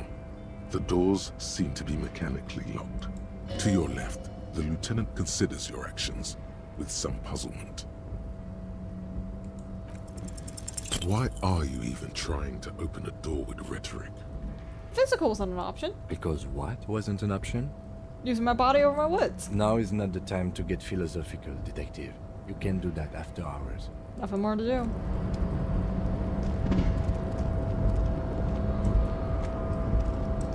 Can I not go that way?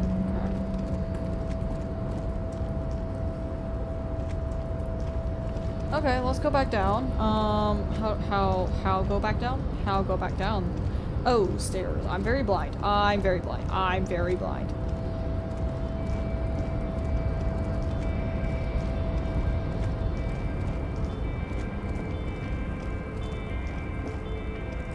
Actually, hold on.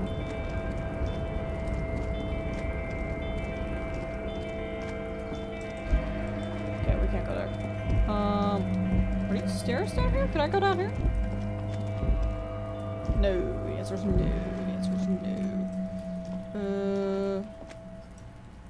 Okay, I don't think there's anything out here.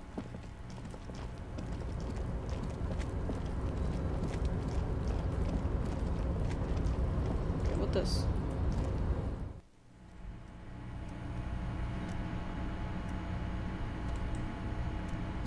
An imposing combination of a punch clock and a payphone is looking down at you from the wall.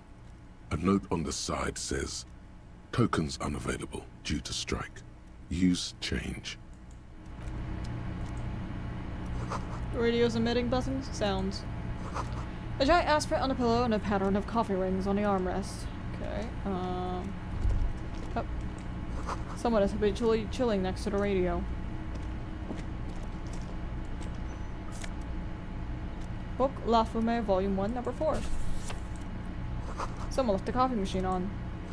A center office file cabinet. Drawers seem to be locked. Dewey typewriter. Model names on the back. Every work member of the board is written at the top of the flyers. And the bottom, the union logo and demand democracy.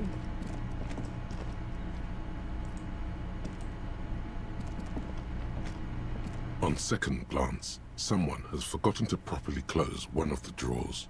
It's unfortunate for the Union to just leave their paperwork lying around like this. I'm opening it. The drawer opens smoothly. Inside is a well-organized selection of brown folders. Browse. Hundreds of documents containing logistical data. Two kinds of transactions stand out. Materials coming into Revachol from the outside world, from Muindi, Grad, and even Ilmara, and the same materials being handed over to companies inside Revachol. Kuron, Coal City, La Delta, and Jamrock are listed among the many districts where the imports are being sold. Anything interesting? It's hard to make sense of this thicket of company names, dates, quantities, and percentages. You try to focus, but the lines are getting blurry. Do it. Look how blurry all the lines on these papers are. How unwieldy your own willpower is to yourself. You're like an absurdist Samaran monk, focusing through not focusing. Hermeneutics was almost within your grasp, but now only vague letters float before your eyes. Less meaningful, but aesthetically more pleasing. Could I actually focus? You are a police officer, not a spiritual healer. You can focus the normal way by turning your attention to something and not letting go. If I let my eyes go completely out of focus, all the shapes start melting into each other. Is that what you're doing with those folders over there? Yes. Right. This is probably not relevant to our case. After all, we're not investigating an accounting mystery. You're trying hard, but the data here is unbelievably dry. Something about containers. The drawer slides shut smoothly.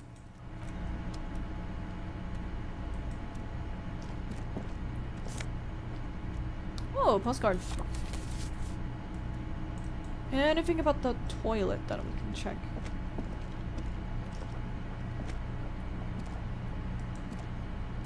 Oh, magnesium. Neat office shades. Okay. Sure, let's do it.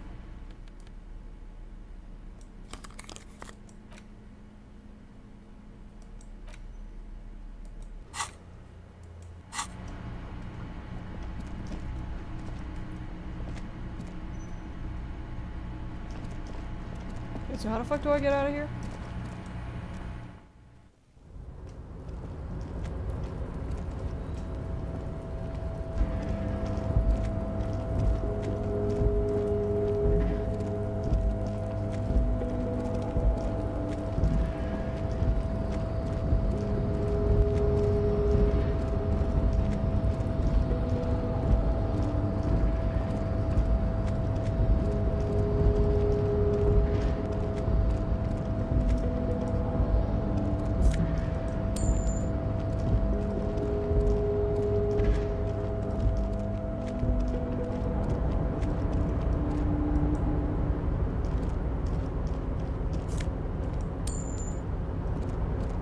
How do I get out is my question.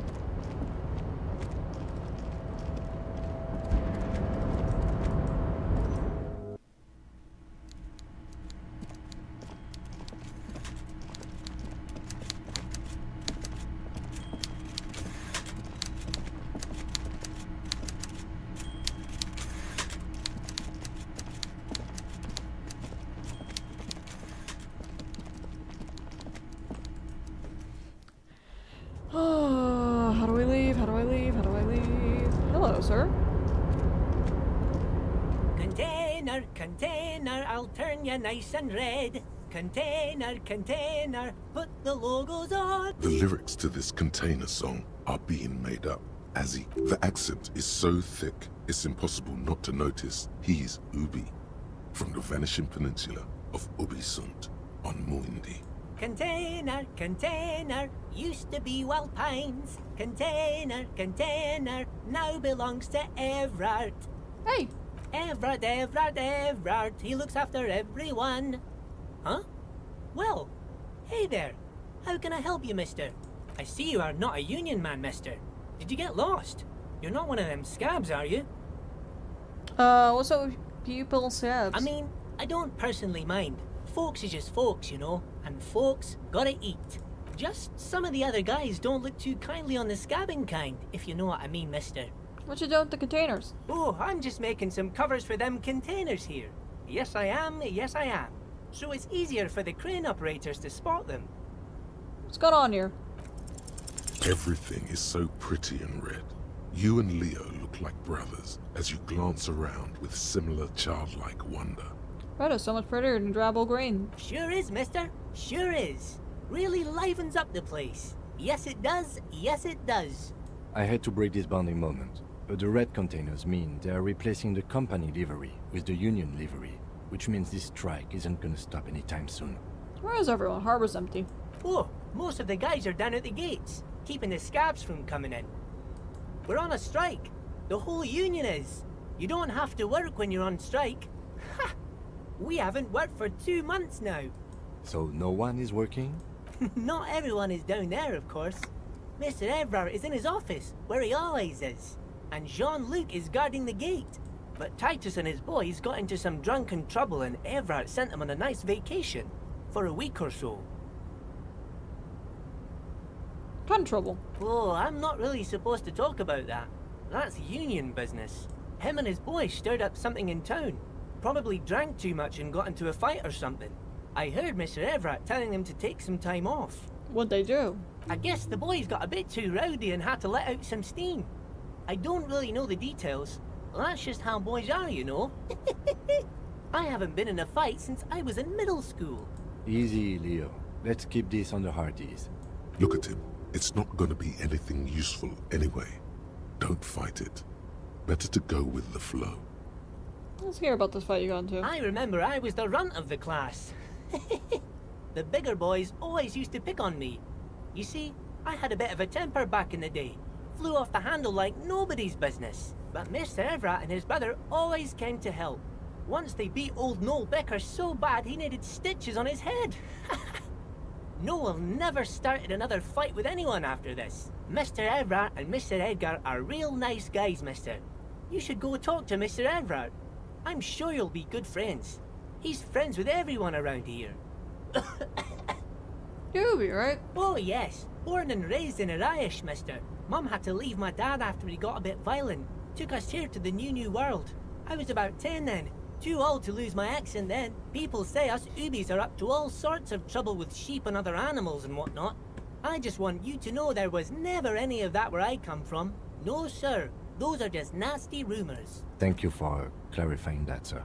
You work here? Yes, yes. Everybody needs a job, and this is mine. I'm Leonard, by the way. Leonard Bellick. But everyone calls me Leo. I'm like Mr. Everett's right-hand man when Mr. Edgar is out of town. And Mr. Edgar's right-hand man when Mr. Everett is away. Actually, Miss Beaufort is the right-hand man, but she's a lady. Who is this, Miss Beaufort? A real pretty lady with a skin like those Douai Sucre candy bars my missus likes so much. Them are real nice to suckle on once the dinner is done and me and the missus sit down beside the radio. But I can't listen to the radio all the time. There's so much to do around here and I'm always busy keeping things running here. Yes, I am. Yes, I am. Who's this Miss Beaufort? Oh, Lizzie. She is a real sharp tool. Mr. Everett put her through some fancy school and everything, east of the river. 4 years she was gone, and when she came back, she was all fancy and lawyerly. He respects that word. That's obvious. But she's a real nice girl. Grew up in this here neighborhood. Knows everybody and gets along with everyone. Real pillar of the community one day, I'm sure. If me missus and me was to have a child, I'd be real happy if she turned out like her. But she can't have kids. Dr. Lemaitre said so. And she knows about such things. Been a doctor for almost 50 years she has. So Everett trained a lawyer named Miss Beaufort. Interesting. I think you're doing a great job around here, Leo. Yes, this place really seems to run like clockwork. Keep it up, Leo. Well, thanks a lot. Coming from you, it means a lot, really. Sometimes I feel some of the guys don't really get how much I bust my ass for them here. But you guys are alright. What's in that container? Oh, that one. That should be empty as far as I know. Lots of containers here have nothing in them. They're just waiting to be loaded up. Told you. Okay, I'm off. Bye-bye now. Bye, Leo. Okay, how do I get out of here? How do I leave this location? I need to leave the location immediately. And I do not know how to do that. How do I leave? Surely there is a way to leave. Go down the stairs. Go down the stairs. Go down the stairs.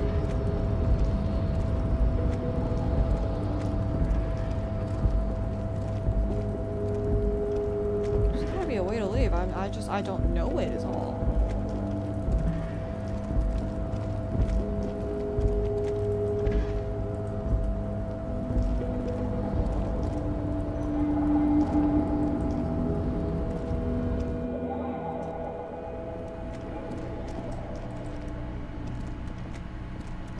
The already familiar. Oh, no. This? I don't. Oh, it's this thing. I have to click this thing. Okay. Hold on. Can I check this again?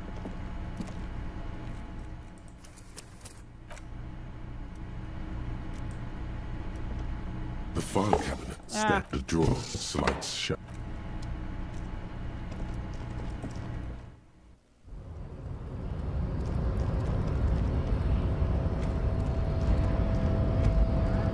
Oh, okay, I see.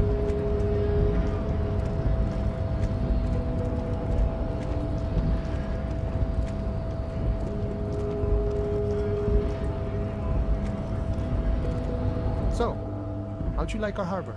You've been in there, he means. Talked to the boss man too, probably. Labor Utopia. It's but a rest area on the path leading across open plains. Right. You talk to the boss, eye to eye, like men of the plain. If you have any more questions, I'm set to talk. Who killed the man? The mercenary, eh? Who could have killed him? That's indeed the question. Why even do such a thing? The harbor is a primary area of suspicion. Are they involved? What a thought. Why would noble workers resort to such a thing? Unless they were pushed, of course. Oh. Your dead guy was an enemy combatant. What does that mean? He was an agent of the opposition, attempting to undermine our honorable efforts. Did you kill him? I ain't the murdering type, but that's just me. Large organizations like our union have all sorts of men, with all sorts of skills. He's not lying about not doing it himself. Understood. This has been of limited use. Still, thank you. No problem. I wish the best to you in your search. Sure, I'm glad it's not my search. You got a key door. A key, huh? What door is this key supposed to open? Hoping you could tell me. Of course. I got you. You don't know anything. I got that key right here. And let me tell you, it's mighty good of you to help us out during the strike. Working class solidarity, as they say.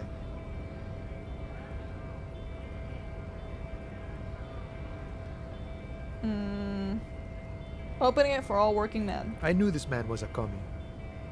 And it's a good thing you're doing too. Thanks. What you're looking for is a basement door behind the greenhouse. That's behind the whirling in rags. That's all I know. Our organization is what you call compartmentalized. Means we keep out of each other's business. Okay, but where did you get the key from? The janitor gave it to me. Nice fella. We talked about life and things that really, truly matter. None of this mess we're in. This jiving and juggling. What's it for? To feed our children, I guess. Anything else I should know? I'm more of a philosophical dock worker. I like to talk about the big picture stuff. Who I am, who you are, what we are fighting for. He means he's not going to tell you cause he doesn't know. But he will shoot his mouth off with you now that you're working for Everard. Why are you striking? We're negotiating our share. Share? Aye. Not pensions or wages. This stuff. They already covered. Yeah, so you got the benefits? It's not enough. Not enough to get ahead. More about keeping us in our place. How large of a share would you like? All of it. However, right now we want all the harbor workers to be on the company's board, so they could take part in the decision-making process. This seditious talk sounds like communism. Just so we're on the same page, communism is basically wanting to kill the rich people or deporting them to a labor camp in southeast Grad. But don't say that out loud if you're a communist. What can you tell me about the boss? I think it's best you make up your own mind now that you've met him. In my eyes, he is a capable organizer and a decent businessman. What does this mean anyways? I guess you kind of get to be the village chief. He oversees the harbor, makes deals with the owners or other relevant parties, watches out for his own. By that, you mean corruption? By heavens, why would he not be corrupt? We live in a harsh and disordered world, see? And in this, the old man is corrupt for our benefit, and we know it. Appreciate it even. He is, personally, not too lavish. Very aesthetic. Okay, he's reasonably lavish, sure. That's his prerogative. It's not like you want a saintly demeanor on a corrupt motherfucker. That would be a manipulative illusion. Besides, there are no non-corrupt systems in the world anyway. And moralism is the most corrupt of them all. This man has political theory, and it has not failed him today. Got the picture. Let me ask you something else. Sure thing. This was great. You feel mentally reinvigorated. You gotta run. Hey. Psst. Around. Psst. Hey, you. Who, me? Yes, you. Word on the street is you're ready to start building communism again. How come there's word on the street? You keep saying things like, down with the bourgeoisie, eat the rich, sodomize the landowners, impale all people who have more than 25 real in their pocket, literally murder all human beings regardless of their political beliefs. That kind of stuff. Sounds like rape. Funky style. Very funky. So tell me, do you have any questions before we fire up the big communism builder? Or do we get right down to it? Communism! Oh yeah. Get the firing squads and the animal wagons ready. Wait, fire squads? Too late to back out now. You can't make an omelette without breaking a few million eggs.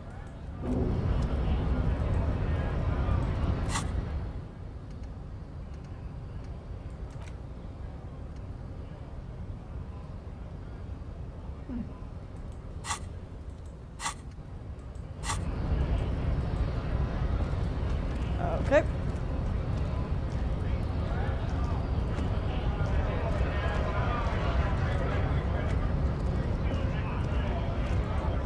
Right to work! Okay, goodbye. I was hoping you'd have something a little different for me. Oh, let's save first.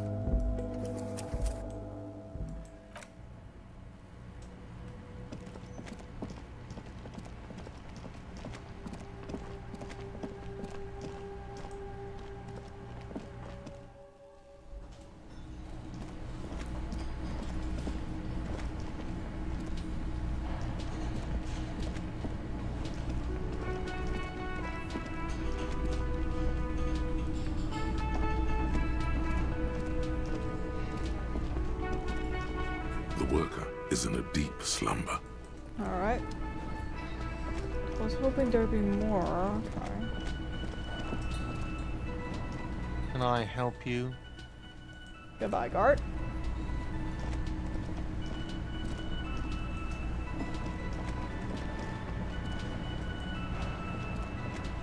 The man ponders his cooking utensils and gives you a little nod, acknowledging your presence. What's behind the door? He looks up at you, then looks away quickly, shrugging and muttering something to himself. Shrugging is an international sign for, no, I don't know what's behind that door. Have a good day then.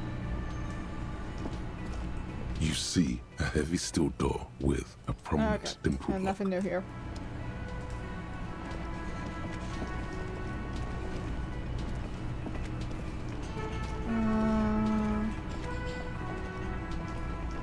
Hello again, sweetie. Sorry, Lyra. Love you lots, but I don't think I need to talk to you much right now. Thing here. You see a Oh, set of goodbye. tire tracks in.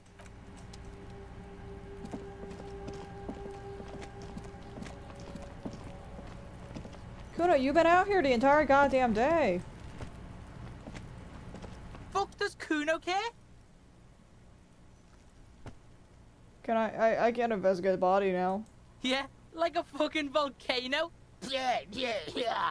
Fucking pathetic. You're lucky you didn't die there. Maybe you got some advice for me. Yeah. Kuno's got some advice for you. What are you? Like 80, right? Maybe you should stop embarrassing yourself in front of a fucking kid. Perhaps you could compress this negative energy and turn it into some sort of a Kuno-fied non-vomiter. Kuno-fied non-vomiter, here I come! That's right. Turn your weaknesses into conceptual strengths. Try it again now.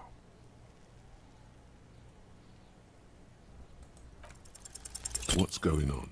Is an ungovernable youth on your crime scene, throwing around incendiary language, trying to push your buttons, like you don't have enough on your plate. You feel a sudden surge of self-pity coming on. Hey Kuno, can you turn the Kuno down for a moment? Let's talk to normal people. Trying to fuck at the Kuno. Trying to fuck at me. Trying to fuck. Kuno only gets higher. It's faster. Can't take the Kuno. Stay out of the reactor. Kuno gonna fuck you up. Up. Normal is not what we got here. You've got to work with what you have for now. Kuno doesn't fucking care. Thanks, Kuno. There he still is, looking right through you with his white. Yeah, I don't trust like that. I don't trust like that. Okay, how do I get there? That's my question. How the frick do I get there?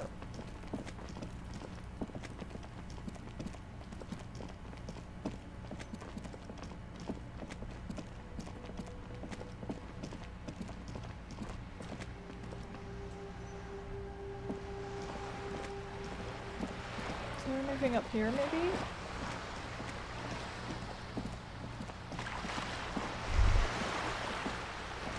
Whoa, what have we here? Bridge. A bridge with loose nails and rot-infested wood that creaks in the wind. A construction code violation if there ever was one. I'm a badass.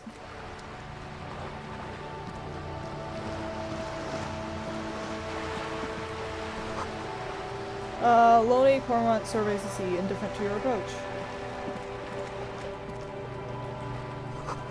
Bellida's boat shines like it was recently painted. Oh, what's this? This is a wall on the side of an apartment building. Why am I looking at this? You have no clue. It's just a wall. So many walls all over Martinez. Weather-worn, cracked, their paint peeling.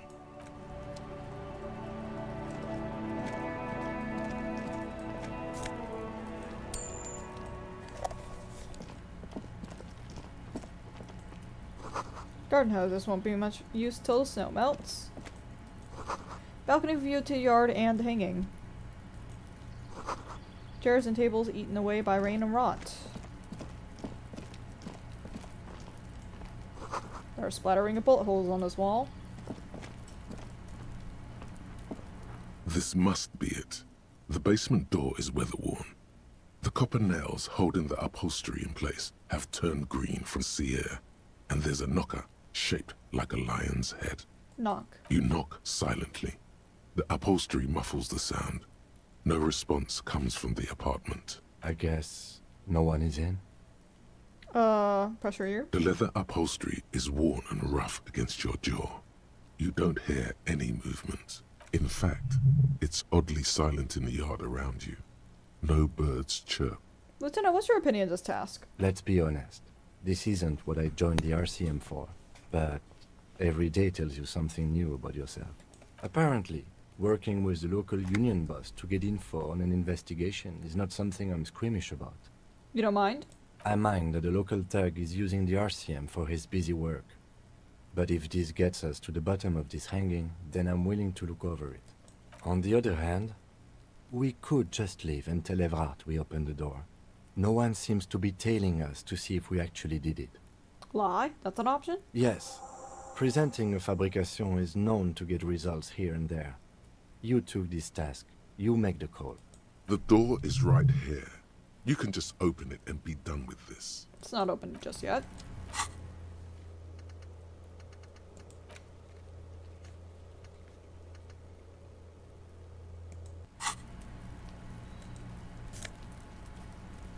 Ooh, hat.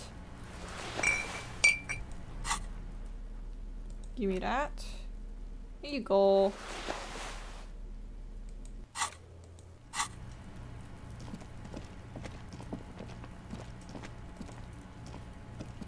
There must be another way into the building. Oh my god, that was in my fucking head. Please tell me that wasn't just me that just got ear blasted. Oh my god. Can't get involved in this. What was that? What was that? What was that? Are you guys hearing that? Are you guys hearing that? So much for a quiet smoke. So much for a quiet. What? Is that you, my guy? You see a young man on a balcony nursing a cigarette. His eyes have been following you for a while. Not looking for any trouble, officer. No trouble for me. I just want to know what's happening. I don't want to be seen talking to the gendarmerie if that's okay. I just want to finish my cigarette. Don't let him go. This could be your witness. The balcony has a great view of the whole thing. Actually, I really want to talk to you. Is it really that important? Like a nervous cat, he keeps stealing looks at the neighboring windows. Nothing for me. Okay, that might have just been me then, because holy shit, there must be another way in the building. That was in my fucking head. That was so loud. I don't know why. Alright, but make it quick. Once I finish this cigarette, I have to run. You got a good view of the backyard. Can you tell me anything? I'd even go so far as to say that the view is a little too good, my dear gendarme. Do you have an estimate of when the body will be taken away? We will remove the body as soon as possible. Now tell us, where were you last Sunday? Oh. You already asked me that, didn't you? Wait, is someone else investigating the lynching? Pretty sure I didn't. No, not you. Some more muscular type. And when did you speak to this more muscular gentleman? Last week? I don't know. Look. A downy blanket of white to cover up the miserable poverty of the scene. You didn't answer the question. What were you doing last Sunday? I had a friend over. What kind? It was my Sunday friend. What's your friend's real name? He doesn't reply, gesturing no with his cigarette. Under the dull and darkening sky, the neighboring windows stand silent. Can you tell me your name? My name? My name is Martin Martinez. That's definitely not his real name. You're not called that. No, of course not. Could you please lower your voice? Okay, we talk later. No. We won't. Now, if you'll excuse me, I really need to get going. Time to bring out your secret charm. Tears and begging. Show him your emotional side. Throw yourself before his very feet like a dog. Please don't go. I'll stop drinking. I'll take the trash out. Just please don't leave me. Trash? Please don't go. I'll even stop smoking inside. Listen, I really have to go. Good luck with the investigation.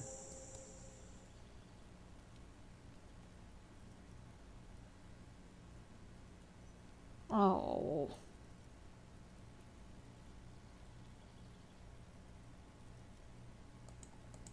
He's gone. Who's running after him? No point in running. Tenements like these often have multiple exits. If he doesn't want to talk to us, then he'll know how to hide himself. We give up? He could be a witness. Him or his Sunday friend. Either way, we need to look into that muscular type who's asking about our case. There has to be a way of getting inside the building. Once we've found a way in, we can ask around for his apartment. Great. A stone, like any other, lying in a whirl of sleet and mud. Maybe there's something under it. Turn it over. There's a key beneath it, rusty from the dirt. This must be for the front door. Pity it doesn't have the apartment number on it. This building has hundreds of apartments. How are we gonna find one? We'll just have to go in and see. Alright.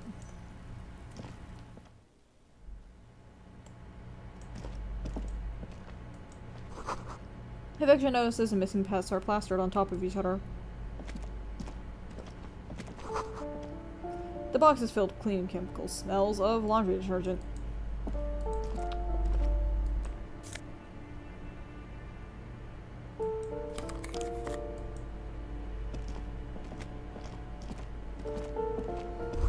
An old shoe rack, boots, sneakers, and old slippers. These shoes come in 3 different sizes.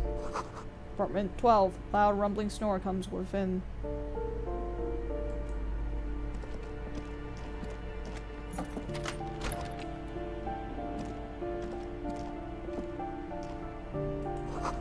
Moss crawls underneath bathroom tiles. Actual moss.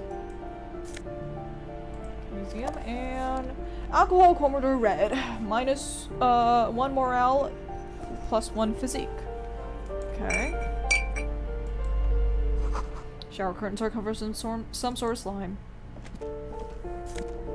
I'll take the money, thank you very much.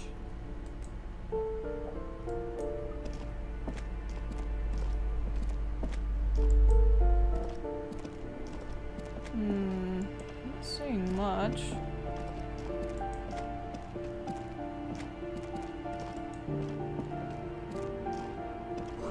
Someone has drawn a 5-pointed star on the wall. This door has been closed with a padlock.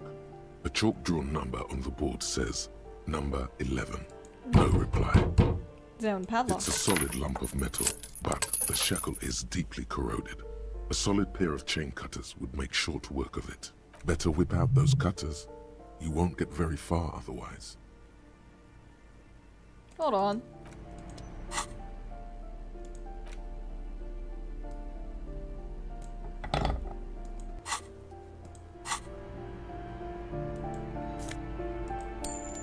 This door has been closed with a padlock. What are you doing? You're trying to cut the body of the lock with the chain cutters, and it's really not working. I believe it's the shackle you mean to cut, Detective. Do you think that's what I'm trying to do? Perhaps you should give it another go. The shackle snaps like a twig, and the lock falls to the floor with a little thud. It should be possible to enter now. After you, Detective.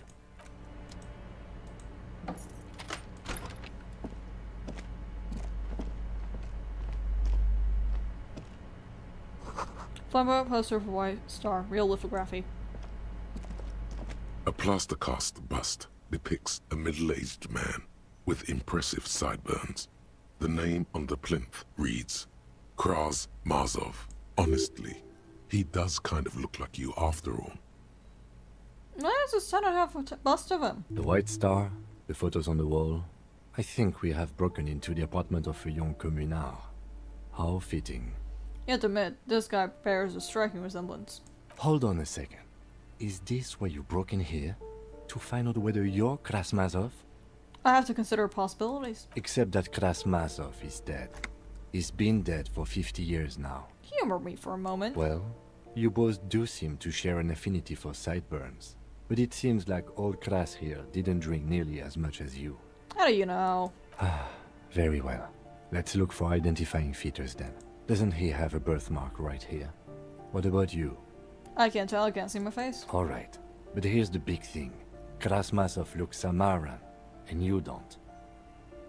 Yeah, he doesn't. Yes, he does. Look at his eyes. Wasn't his mother a Samaran immigrant? Sure. Good, so you're not him. I know in my heart that's me. Okay, you win. Be Krasmazov then. I don't care. Why are you so hell-bent on proving that you're Krasmazov anyway? I trust my feelings. Alright, Kras, if you say so. Hero of the working class. Whoever lives here definitely shares your enthusiasm. There aren't many communists around, not after the revolution. Some youth still keep the ideology going, it seems. Revolutionaries posing with guns. Books of critical theory on monstrosities of capital and such. Yeah, what? Conceptualization, okay.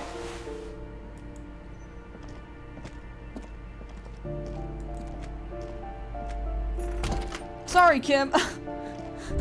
I realized I just locked Kim in. Isn't just a 5-pointed star. It's an inverted white pentagram cradled in a wreath of antlers. The iconography of communism. In other words, the star and antlers was developed in the 6th decade of the last century and quickly adopted by Mazov and the communards during the revolution. Even today, half a century after, the star and antlers retains the ability to evoke hope, disappointment, and fear in equal measure. Why is it upside down? To symbolize the toppling of the old order. Also, some social democrats were already using it. Why antlers? The wreath of antlers represents a natural crown.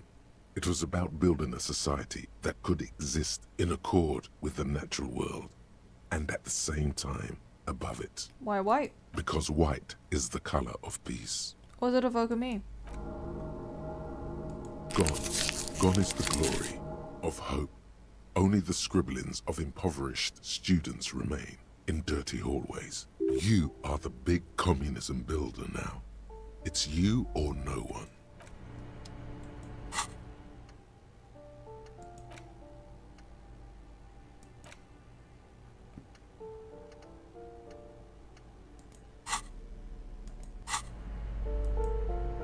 Sorry, Kim, I kind of slammed the door in your face here.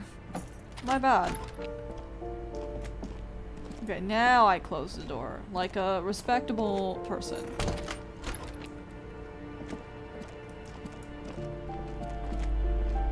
Door number 9 is locked.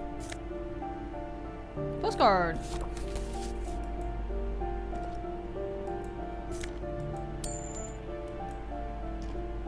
You hear someone walking around inside, rearranging the furniture. The number on the panel says 10. The walking stops abruptly, but no one comes to the door. A poor communard, from the looks of it. The room is barely bigger than a closet. No, not what it says. This time the steps come closer. Who's this? Demands a female voice, weary and tense. Do I have to open the door? Hear the clacking of heels again as the other side walks right up to the door. Her tone is now getting a defensive edge. Do you have a warrant? I'm not obligated to open the door if you don't have a warrant. Let's go. We don't have a reason to get inside that apartment. It's generally easier to do things if you have literally any reason. We'll leave, we'll leave.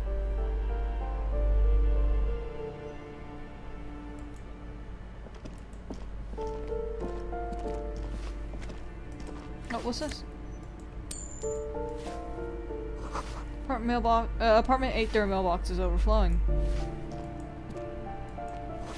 Graffito says firing squad for Rich. Give me a moment. The cold never does any good for my bronchitis. Are you alright? Should I call a doctor? I'm fine. Fine. Don't you worry about me. Now, what do you want from me, policeman? She's the cleaning lady. She knows the floor plan and the residence. Who are you? I'm no one. Just an old woman who cleans these hallways. Live here? If you can call it living. I have a little room upstairs right next to the coal room. It's barely bigger than a closet. But I don't complain, no. I have my bed and my aching bones to keep me company. And that's all I need from this world. She hasn't spoken to anyone for a while. Even her sentences feel rusty. Looking for a young male. Yes, yes. I know who you mean. The scrawny boy who's always smoking like the devil, right? Somewhere in the building, a child starts crying. You hear a radio tuned to a talk show and someone taking a shower. What's he in trouble for? No trouble, just want to talk to him. You know where he lives? Talk? What was so funny about that? He lives upstairs in room 28. Go to the balcony. It's one of those doors there. He's usually home in the evening. Thank you. We should go check out his apartment on the balcony. See if he's home. Got a few questions. Ask away, policeman. One of the residents on vacation? People come and go. I don't keep an eye on everyone. Fair enough. They probably just moved or died. Hopefully somewhere else. Apartment 10. No one lives there. It's been empty for months. I talked to someone. Impossible. I would know if someone had moved in there. Maybe it's those countercultural people again. Breaking into a house like it's a public space. You're a policeman. Be good and take a look, will you? I'll see what I find. Great. Young people.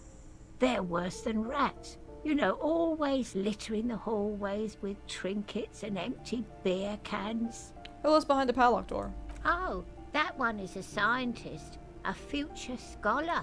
I think he studies astrology at the community college. Education's good. I always tell them to study. Astrology? Something to do with all those stars around his door. He asked me to leave his drawings up on the wall. You mean astronomy? That's what I said. Astrology. The lieutenant shakes his head, as though to say, let it go. Fair enough, that's all, thanks. She mumbles some kind of a response, then hacks something into her handkerchief. Thank you, ma'am.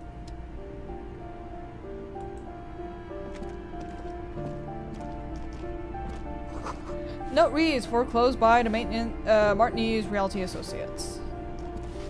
Yes? How about the case What do again? you want to know? I have all I need. Want to talk about What you? about me? That's all for Good. now. Alright, okay, let's take a quick look-see. What do I have here? Glasses, +1 logic. 40, my 40 is already pretty low. +1 conceptualization, what do I have here?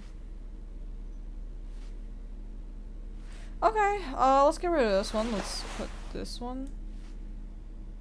Hello? Why is it? Huh? Huh? Oh, it's a fucking jacket! It's a fucking jacket. Oh, it's a jacket. Yeah, okay, no, I like the current one more.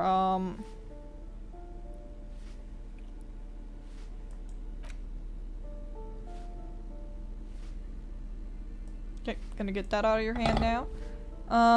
Is that it thus far? Okay. I think I'm gonna call it a night, actually. We're gonna save our game and we're gonna call it a night because I am tired. Yippee! Okay, thank you everybody for coming. I don't know what I'm gonna stream next. I didn't, of course, it'll be a question mark for me. Alright, see you guys later. Have a good one.